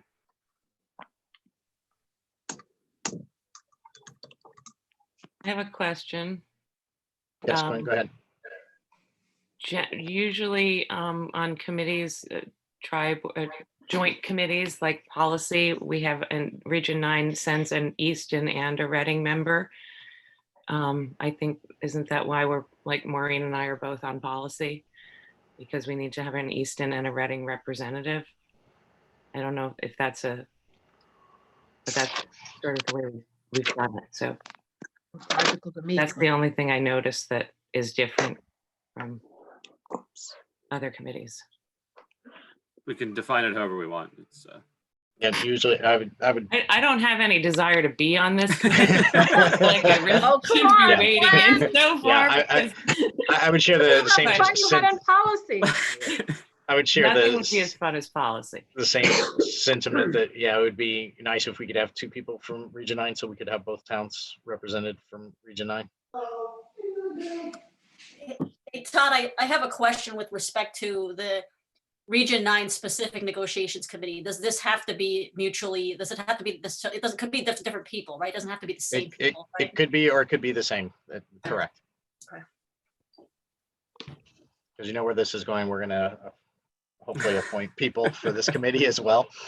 And then tonight, so. theoretically, when it comes out of the superintendent selection committee, whether it's the steering committee or the entire group, that should dovetail with the administration renewal with respect to the superintendent, right? So there should be some. Yes, and it should come from the entire group, not the steering committee, but yes, this would be the committee for that as well. Mike's raising his hand. Oh, sorry, yeah, I can't see everybody on the screen right at the moment. Mike, go ahead. So I appreciate that we're documenting the existence of this committee that I'm sure Mr. Hocker would agree has been in existence, though has not been, I guess, memorialized in a document previous. So I do appreciate that. I wonder, though, as I read the charge of the committee, whether you feel that the scope may be too broad, and this probably knock you off your chairs, that I feel like it may be overreaching in that, you know, we hear from certain superintendents that we hire him and he's in charge of everybody else. And as I read this, it can be interpreted to mean that we will decide upon employment contracts, compensation, and benefits for central office personnel. Are we saying just the top 3? Are we saying all personnel? Are we saying, you know, and again, normally in the past, some superintendents have made recommendations, and then the negotiating team will finalize those recommendations. Would this committee also receive input from the superintendent, or is this committee will meet and make these determinations as outlined in the charge? I think it's fair to include in consultation with the superintendent in the charge. Chris, I think Mike's point about, does this include every single central office employee? I can't believe that that's what was intended. Right. I think it was intended in the context of when the superintendent or the central office budget proposes that staff receives an increase of X% because that's the average of the non-certified staff across the 3 districts, that this committee would be involved in ratifying that decision in some way. Okay, in that But we case, can walk it back. I've got a reservation. Okay. In that case, I mean, is this round table? I don't want to go off on a. Go ahead, Chris. Go ahead. My first reaction to this motion was that it made sense to try to document and codify a process that has been a little fuzzy in the past. And to that extent, I think that is a good thing. I find myself miraculously sharing Mike's comment that it may well be overreach to have a committee of the boards involved in the compensation decisions of all central office. Mm-hmm. I think, you know, what needed to be documented and codified better were the contracted employees, the ones that, you know, we actually have. There actually is a contract with the boards. And if it were up to me, I would leave it right there. I would not get to where you just went, Chris Park, and where you know there's input as to the compensation changes year to year that I do view as the superintendent's prerogative. So I would narrow the scope. I think the concept's good. I would narrow the scope. So you would strike "and staff" here, basically, and limit it to central office administrators. Yeah, and in fact, you could stop, the committee shall make recommendations for employee contracts. Kaboom, because the contract, you know, encompasses compensation and benefits. Chris, can you repeat, Chris Hawker, can you repeat that? Which sentence are you editing? Well, there's a, I don't know, let's see, fifth line down, it says the committee shall make recommendations for employment contracts. Mm-hmm. Full stop. Hold on.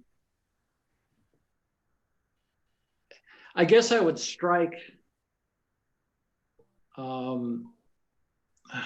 I'm trying to get to is employment contracts for central office personnel. Meaning those applicable central office personnel with employment contracts. I think it says that the committee shall make recommendations for employment contracts for such central office personnel. For such, but that's all search. That's all central office. But such also, if you such refers back to the previous sentence where it says employment for central office administrators and staff. Right. If you get rid of "and staff," we're good. I think you're there. Yeah. Yeah. Okay. Whatever. You know, you're probably right, and that's fine. And just, you know, I think my intent would be to narrow it down along those lines. So if that wording does it, that's fine. Are you comfortable with taking out and staff, Chris? Yeah. Todd? It doesn't. Yeah, it doesn't bother me. This is all for discussion. It's discussion. We'll have to amend the motion. Right. But yeah. I mean, as you know, the point of the motion is to get us to a point where we're documenting process and putting some guardrails on everything, and how we get there is a collaborative process. Right. Now there is a missing piece that was a main focus of our deliberations at that tri-board meeting or at the meeting of the joint boards that Chris Parkin referenced, which is amazingly, whose responsibility is it to know when contracts need to be renewed? Is that the responsibility of this committee, or is there, in other words, you know, who keeps track of that? Who determines who signs contracts? Where does all that get factored into the equation? Should be with HR. As employment dates. But we said that wasn't the case in January.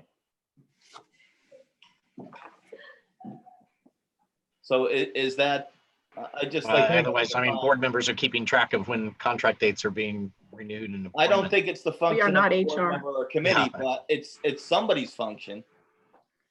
How about just a routine? It's not an act per se that any of the boards individually have to make, but more that it's a function of the administration, i.e. HR, to report what may become due that would be subject to renewal or deliberation by this joint negotiation committee. It's establishing that periodic reporting of, hey, you know, we've got whatever XYZ contracts due in 6 months, you know, boards pay attention. I mean, you could even say the joint negotiating committee shall meet, you know, in the fall of every year for the purpose of reviewing contracts. Like, but that's just, you know, is that the complexity. function of the committee, Phil? That's the question. So is it typical that a process defined by a subcommittee would include who is responsible? This is from my corporate years, but when you make a process, you also define who is responsible for that process. So is it reasonable to expect this committee, when they present their process, to also have identify who does each part of the process, who owns it? I'm not sure that it's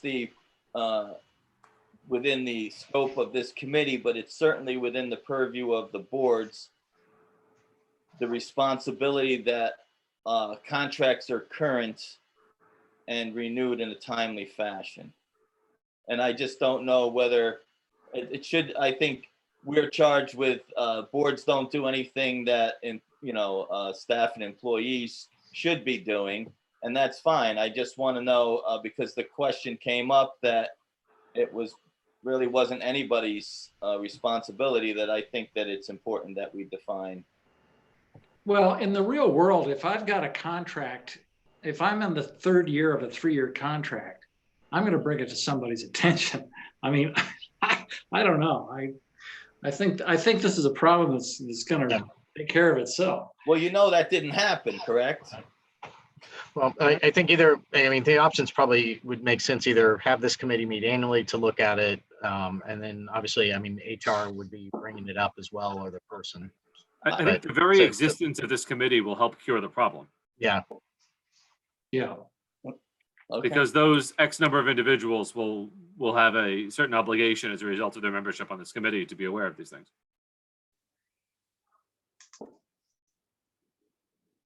So I have here striking staff. Are we converting this to a 4-person committee and adding 2 Region 9 board members?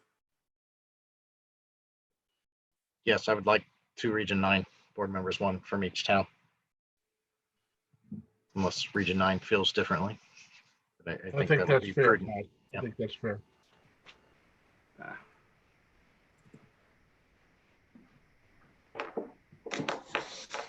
And then I guess, do we want to put in they meet annually or something to that effect? So at least they are meeting and can look through contracts, or leave that up again to HR or the person whose contract is coming up to remind us.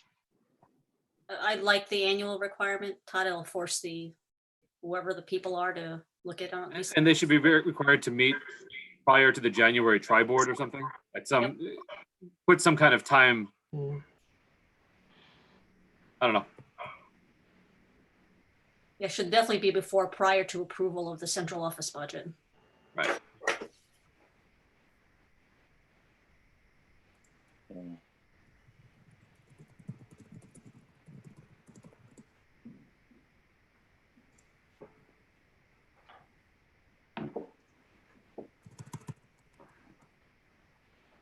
So now it has the committee meeting no less than annually. Make recommendations for employee contract compensation and benefits for central office administrators. Mm-hmm. Yes.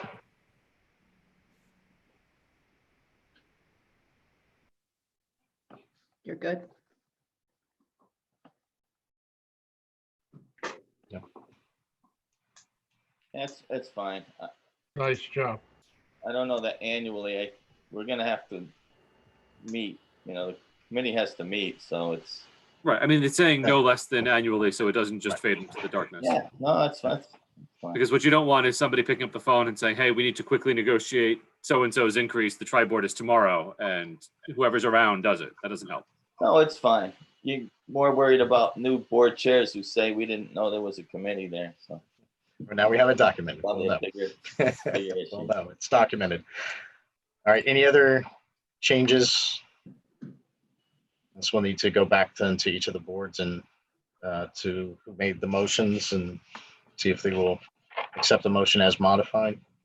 Or withdraw the prior. And or make withdraw this the prior and put this one maybe easier. Yeah.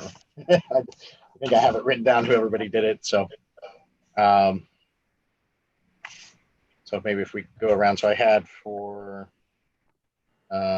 Reading, Heather had the motion. So I withdraw my prior motion and I move that the joint Easton, Reading, and Region 9 Boards of Education establish a joint negotiations committee to consist of 1 member of each of the Easton and Reading Boards of Education and 2 members of the Region 9 Boards of Education. This committee shall be a standing committee charged with negotiating the terms of employment for central office administrators, including but not limited to annual compensation adjustments. The committee shall meet no less than annually and make recommendations for employment contracts, compensation, and benefits for such central office administrators to the 3 boards, and also be directed to prepare and maintain a documented process for the selection and hiring of central office administrators to be ratified by the 3 boards for use in future selection processes. I re-second that. Great. Thank you. Easton? Okay. Yeah, it was Randy, I think, had the Randy. original motion. Yeah, I'll make the modified motion. Second. Second, Thank you, Gretchen. Gretchen. All right, and then Region 9, Karen? I move to modify the original motion. All right, to the new motion? Yeah, to Thank the you. new motion, Yep. sorry. Okay, thank you. We need a second. Cheryl, you Second. Second. Great, thank you. All right, any other discussion on this? I'm sorry, I can't see everybody on the screen, so.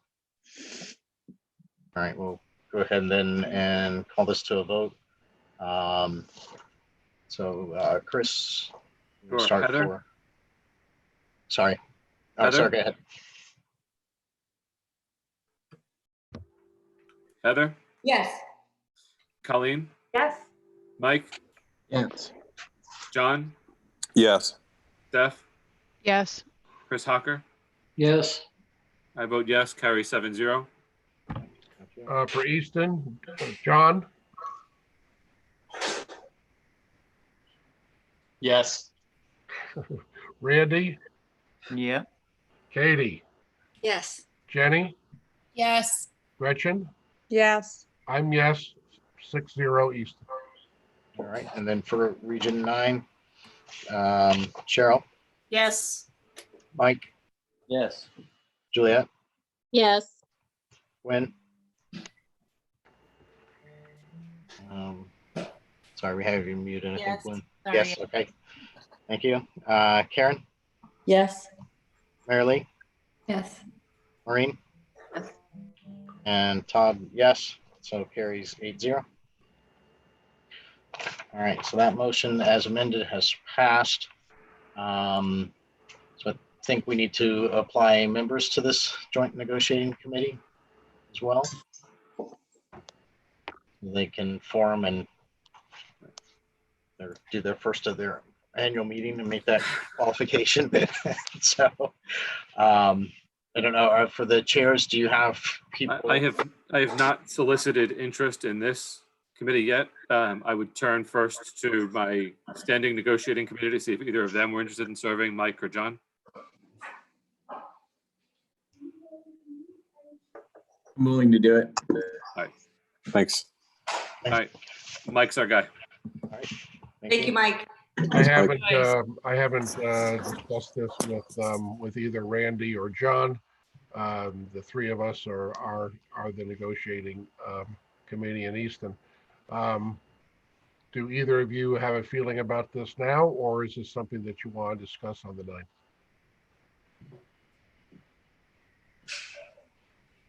Unless Randy feels otherwise, I would say wait until the 9th. Wait till the 9th. Okay. We're having elections on the 9th, and so there'll be some changes, and so we probably need to go through that first, and then these other committees we'll have names for you. Okay. On the 9th. All right. It's Thank the you. same- And then, it's the same. It'll be the same for the joint calendar committee too. okay. All right.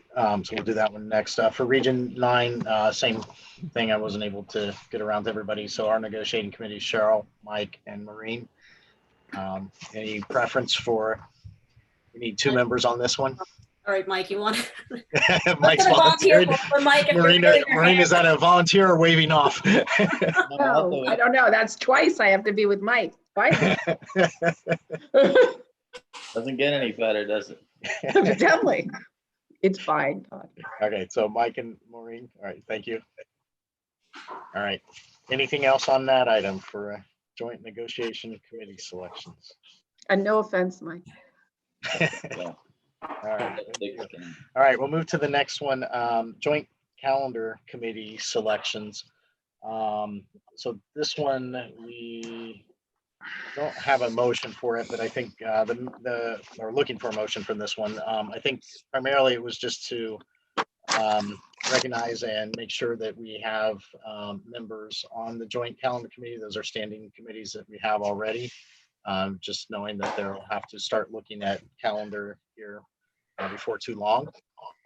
So I don't know if the chairs of the other boards have anything else to say. I think primarily just want to make sure we confirm who our joint members are. Yeah, I believe there's a vacancy in Reading right now, and I didn't have a volunteer for the calendar committee the last time I looked. But if anybody wants to jump on it right now, I'm happy to appoint somebody. Otherwise, we can carry it over to the 2nd, and we can make a determination when we meet next week. We're going to wait until the 9th as well. Oh, I can, Chris, I can do it. All right, Colleen is appointed. Great. Okay, so you're, and then for Easton, you'll hold over to your next meeting? Correct. Okay, and then for Region 9, we have... That's me. Yeah, it's Mike. Mikey at the trifecta, so get calendar as well. Well, Or you're already on calendar, so. Yeah, I've been on calendar. I would just remind everyone that typically members of the bargaining units are invited to participate, though they don't always do because the calendar is very much carried over year to year, and then certain changes are made, but the bargaining unit presidents are always invited. And so if you're going to wait until first week of June, I think that's fine, but we probably will run into difficulties if the meetings for that committee are not scheduled until after the last day of school. You might find it challenging or have less. Everyone's going to be participating by video anyway, so. Yeah, but I think you'll know after the 2nd, right, for Easton. We're not paying anybody overtime to be on the calendar. Yeah, right? no travel or expense reimbursement. All right, so but Easton should know after the 2nd, and Region 9 and Reading have their people, so I think we should be able to meet that timeline. Who takes the lead on scheduling? Who am I waiting to hear from, or do I have to be the one people are hearing from? That's a good question. I don't think we have a chair for that one. We have Vicky, Tom, and Stephanie from staff and the union presidents on that one. Vicky usually organizes that, notifies the members in the committee and the bargaining unit members, and schedules the meeting. Thank you. All right, so we'll make sure we'll remind Vicky to look to get that scheduled. Okay. One of the highlights of her year, I'm sure. I'm sure. All right. Any other questions on joint calendar committee? All right, so then we'll move to item F that was added, the reopening committee.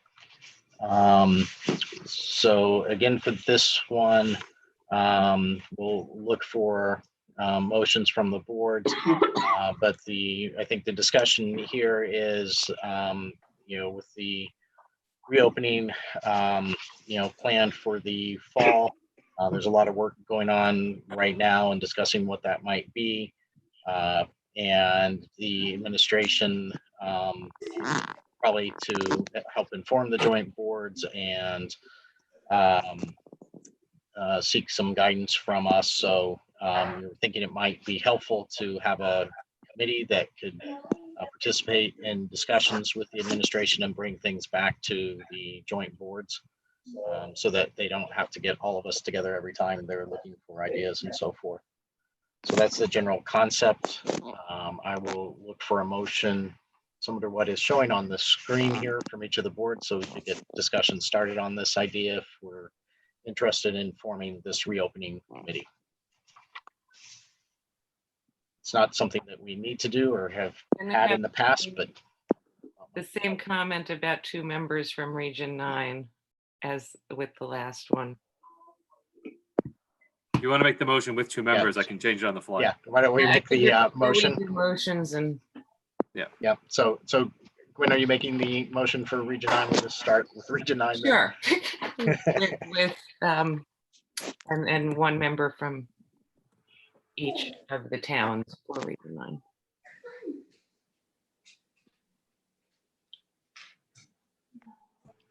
I'll second her motion. Thank you. Chris, do you want for Reading? Anybody from Reading want to make the motion that Gwen made that is now typed on the screen? I'll make the same motion. John, I'll second. Stephanie, thank you. In Easton, motion that's on the table. Do I have a? So moved. Thank you. And do I have a second? I'll second. Thank you. Who was the second? Katie.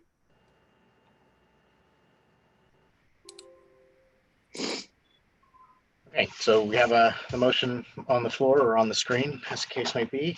Open up for discussion. I have a question. Yes. First of all, I do not want to be on this committee. I think you've hit your limit of committees. Everyone else can, yeah. But my question really is, it seems like it's an oversight committee, but I guess the question is oversight of what? Because I'm unaware of a concerted effort at the reopening to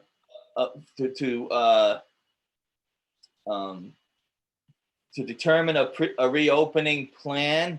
I'm sure there is some work being done, but this committee basically reviews the recommendations that would come from the administration. Or does this committee prompt further work from this committee, or does do you want to invite members actually participate in brainstorming as part of the planning process? Todd, do you want to invite Dr. McMorrin to comment on the process to date and how he conceives of this committee being an asset? Yes. Can we get off of screen share while we're having the discussion, just so that we can see the larger group? Is that possible? Yep, there we go. Anybody else thinks that's a good idea? Yes. Jenny, you can actually tap your own screen and get off of screen share, just so you know. Well, then never mind. I don't need to say it then. Just so everyone knows, I did it by accident. Okay. And I was just looking for Tom. Stephanie has also been on point on a lot of that reopening stuff. So if yeah. Yep. Stephanie, I'll unmute you. I'm looking for Tom. I don't see him on there, but Stephanie, you're unmuted. Yeah, I'm here. I'm happy to answer any question about the group. And I think that it's just talking about some of the preparation that's been done to date and how the this committee can be helpful to those efforts. The reopening committee has met 3 times. We meet weekly. At this point, we are moving from a sort of phase 1 brainstorming of questions and categories to bringing in expert consultants. So this week we spent an hour with our nursing coordinator going through her recommendations that's just based on what we're currently being advised to do by the CDC and local officials. So I think as we move forward, I was looking to invite members of the board to join that group, but certainly this separate group could work in coordination. I'm open.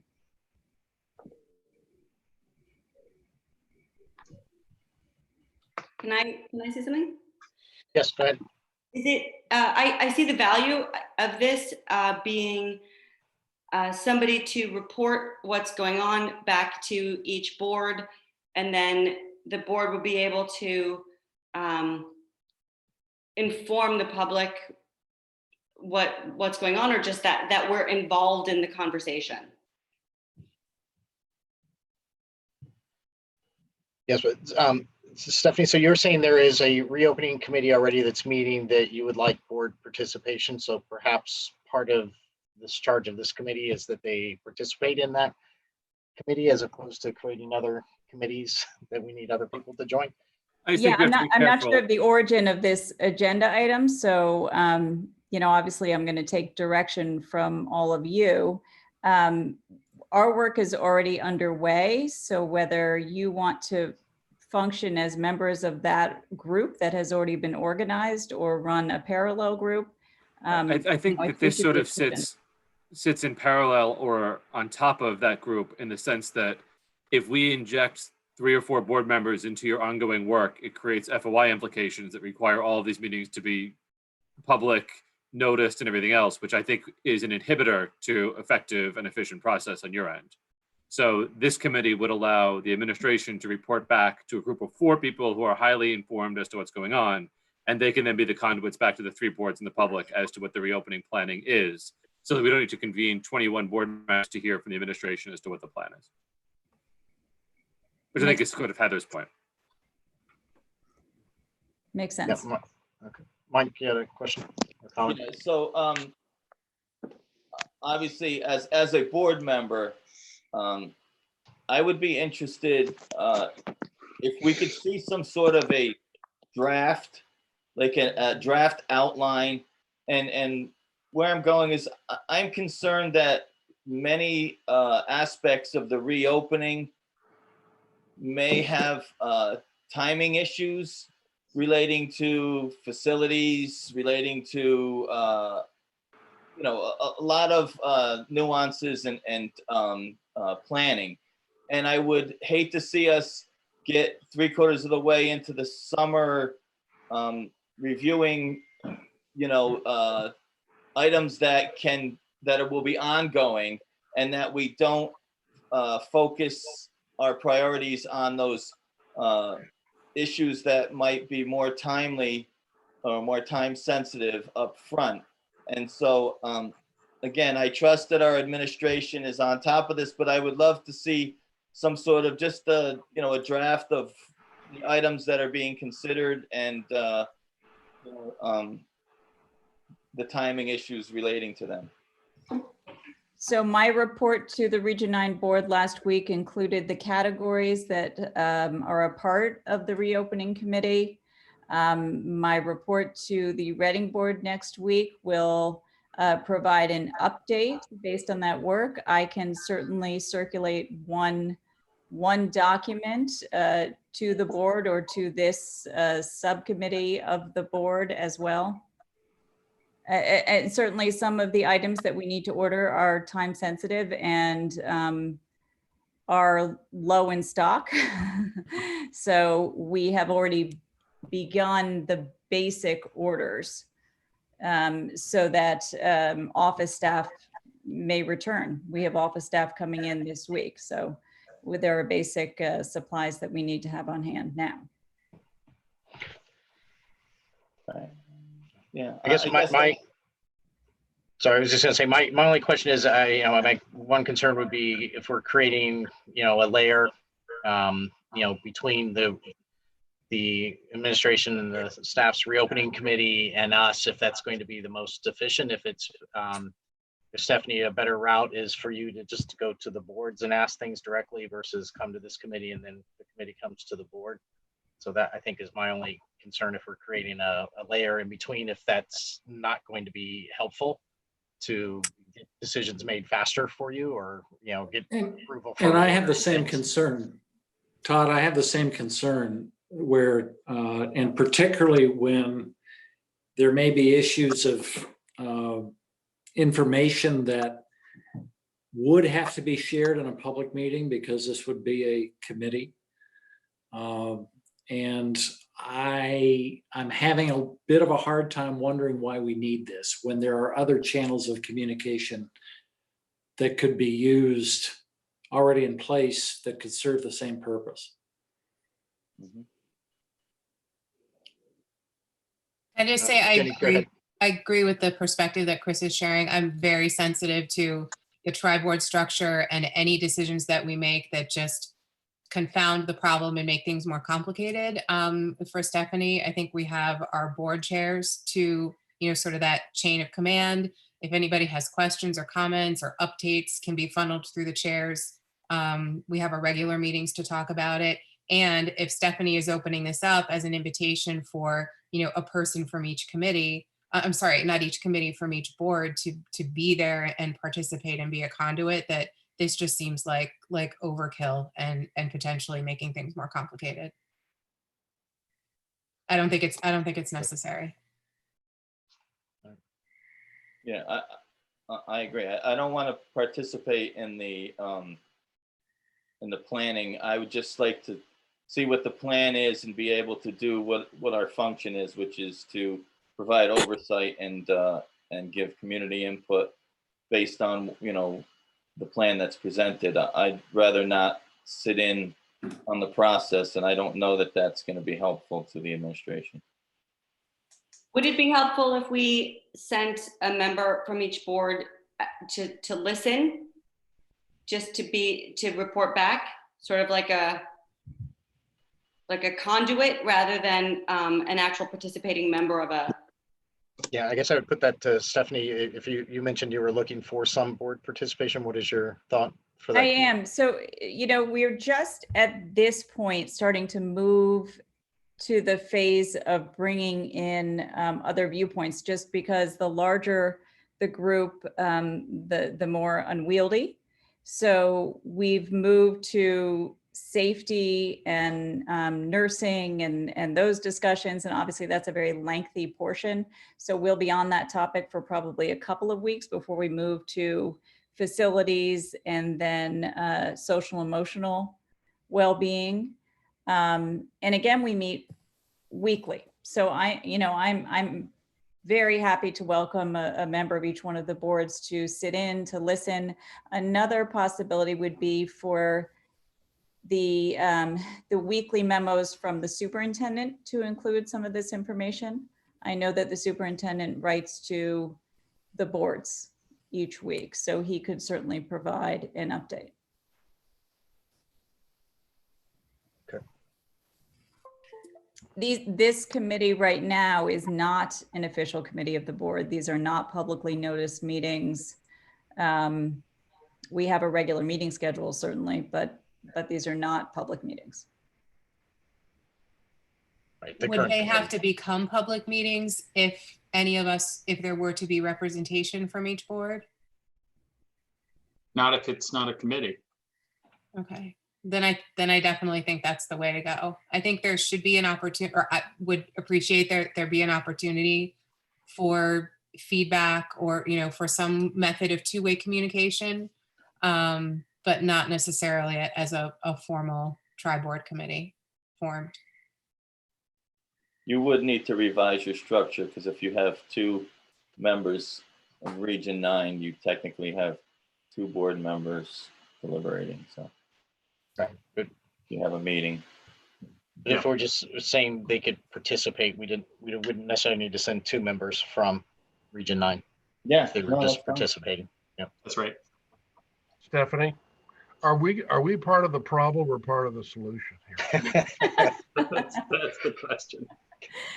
Do I have my crystal ball? Yes. I guess it depends how the meetings unfold. Right now, everyone is a part of the solution, to be totally honest with you. The meetings that we've had so far have been productive and full of questions. And the meeting that we had just this morning was a lot more listening to our nursing coordinators. So it all depends what needs to be discussed. At this point, there's frankly so much to do. And because many of the decisions that we need to make are not entirely our own. So many of our decisions will really be directed at the state level or at the local level by health officials. And then there will be budgetary restrictions to many of the decisions that we make. So part of our work includes asking parents for some information, not to give parents the sense that they are in control of the decisions, but to gauge the comfort level with some of the scenarios that we're discussing.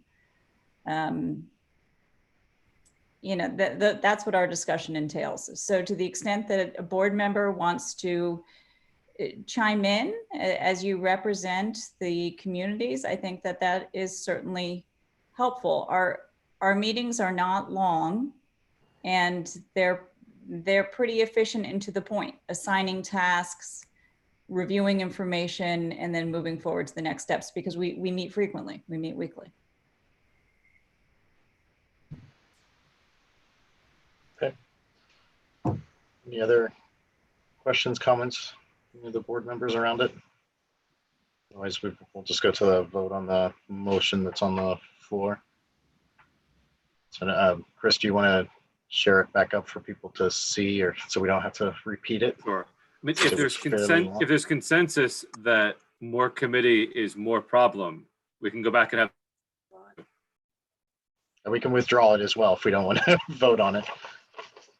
Either vote it down or we can withdraw it. I haven't heard from everybody if the consensus is against putting another committee in. Todd, the only thing I would say is I always find Tom's weekly updates more than informative. I mean, honestly, I don't know that us sitting there is going to gain much other than, you know, trying to organize another person to be there at the time when they're meeting, which might make it just more difficult for them. I also look at this as the ad hoc committee charged with oversight of the 3 districts' joint efforts to plan. That sounds like an overreach to me. Agree, Jeff. So do we withdraw or do we vote? So, yeah, it was the people with the motions. Do you still feel strongly about the motion, or are you? I haven't heard from every board member, so I don't know if we have consensus, but I'm happy to withdraw. Did I do this? I did this. I'm looking. I think it was. It's all your fault. Yeah, no, I think it was John. I think. Oh, okay, it wasn't me. Never mind. Oh, other John. Riley, John Riley. That was John Stinson. And John Stinson, both of them. Both committees. Yeah, both Johns on this one. Yeah, John Riley for. And me. All right, I'll withdraw the Reading motion. I will withdraw the Easton motion. I think Gwen. I will withdraw the Region 9 motion. Excellent. All right. All right. So any other discussion, or anyone else feel strongly on another motion around a committee, or shall we move on from this topic? It sounds like we want a volunteer. I don't know if we need to pick that person right now. For the committee we didn't create? So well, to attend. Yes, to attend the existing administrative. To attend Stephanie's committee. I don't know if it needs to be the same person. No, board members can reach out to their chair separately if they're interested in that. We can. There you go. I think so would be the way I'd like to handle it, unless anybody objects. All right. So if you're interested in that position, please reach out to your board chairs. And I don't think it necessarily needs to be the same person. I mean, you can rotate it, I would think, just since it's informational. All right. Okay. So then that's everything under discussion, possible actions. We'll move to item 5, public comment. There's still about 48 people on the call. So again, anyone from the public, if you would like to comment, please limit your comments to about 2 minutes. Please state your name and address for the record. And then if you can either raise the hand symbol or the thumbs up symbol, or wave in your video picture so we can find you. The board members can help me look. We'll open it up for board comment. I don't see anyone right at the moment.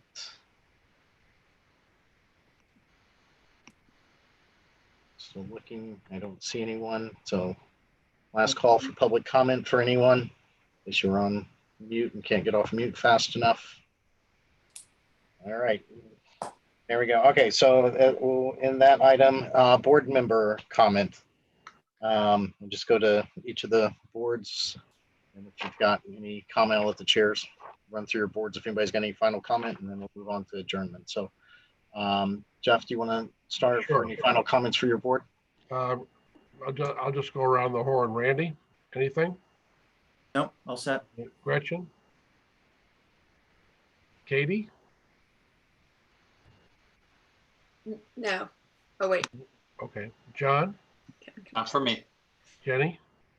Nothing. Okay, good. Chris? I'll do the Ready? same thing. Heather? Heather? He's muted. Maybe muted. Anything, Heather? I said, no, can you Oh, not hear? no.